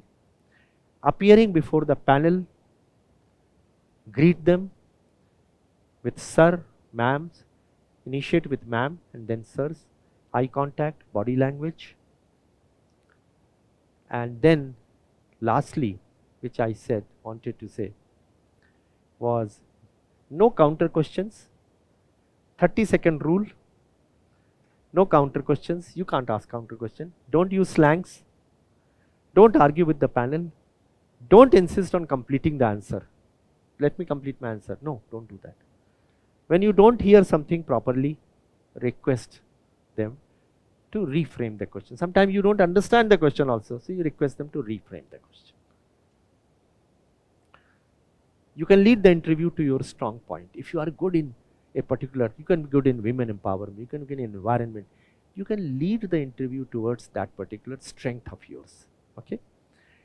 Medium does not matter. But as I said, regional language, if you have your medium, the time of the interview automatically gets reduced. In the sense, you will not be able to field so many questions. Ready wit, it's risky. Do it only when you are very confident about it. That is humor. Humor is, anytime people start reading couplets and shlokas, avoid that. They may not like it at all. Okay. So that is the thing. Read your biodata many times, develop a positive attitude. Don't lie. Improve your communication skill. Don't stop reading newspapers. Prepare well on your hobbies. Know your district and state. Recheck your original documents and testimonials and be yourself. So the last slide which I wanted to was this conclusion. The interview is not about proving you are the best. It is about showing you are ready to serve. It is not a job, it is a service. That is why it's called a public service. It is civil service, it's a service, it's not a job. And interview date, ensure adequate sleep the previous night. No point in reading till the last moment. Previous night have a sound sleep. Attitude, be respectful, polite, and maintain genuine confidence. Authenticity plus awareness. Authenticity means truthfulness, honesty, plus awareness is knowledge, plus correct attitude is success. This is the mantra. You must be thorough, you must be truthful, honest, and you must have a positive attitude. If you have these three things, you will definitely get. My daughter, younger daughter, who got into civil services, that time 250 marks were the maximum marks. She got 218 marks. And she was brilliant. She is really brilliant. She got into IRS and she was very happy with that. She said, I'm quite happy. IAS, if she would have got, probably she would have gone to maybe Assam or Meghalaya or Jammu and Kashmir or Maharashtra or Odisha or Kerala. So she said, I'm quite happy. She has remained in the same zone to which she belongs. So the APJ Abdul Kalam very famous line which you have already said, a dream is not that which you see while sleeping. It is something that does not let you sleep. Thank you very much. It was a great pleasure interacting with all of you. Yeah, any questions? Are you?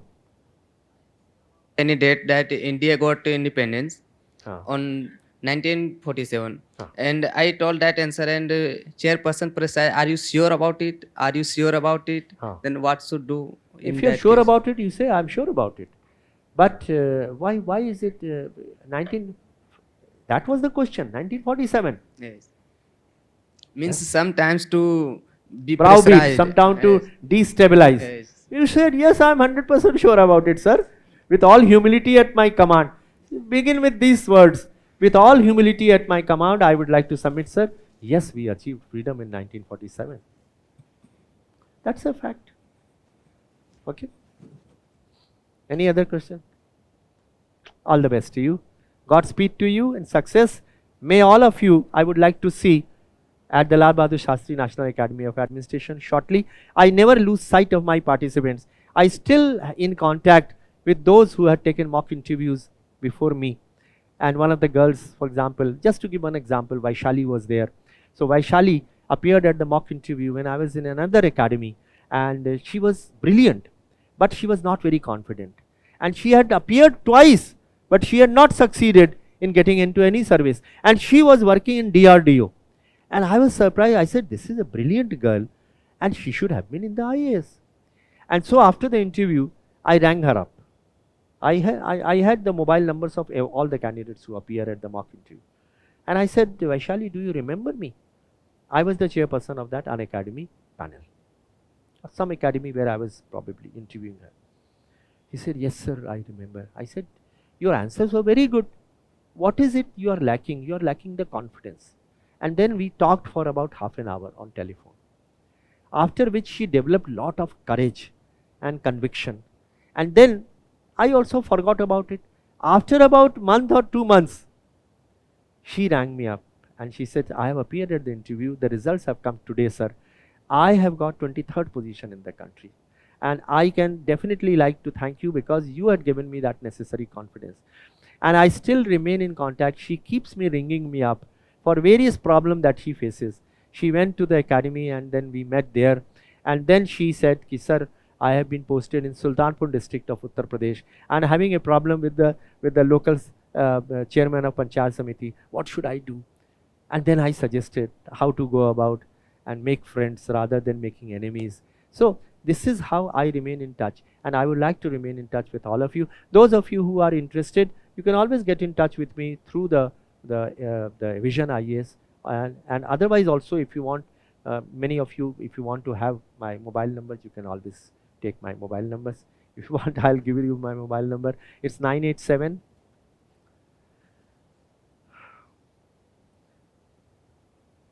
666 6666. Simple. Yeah, simple. You can remember that.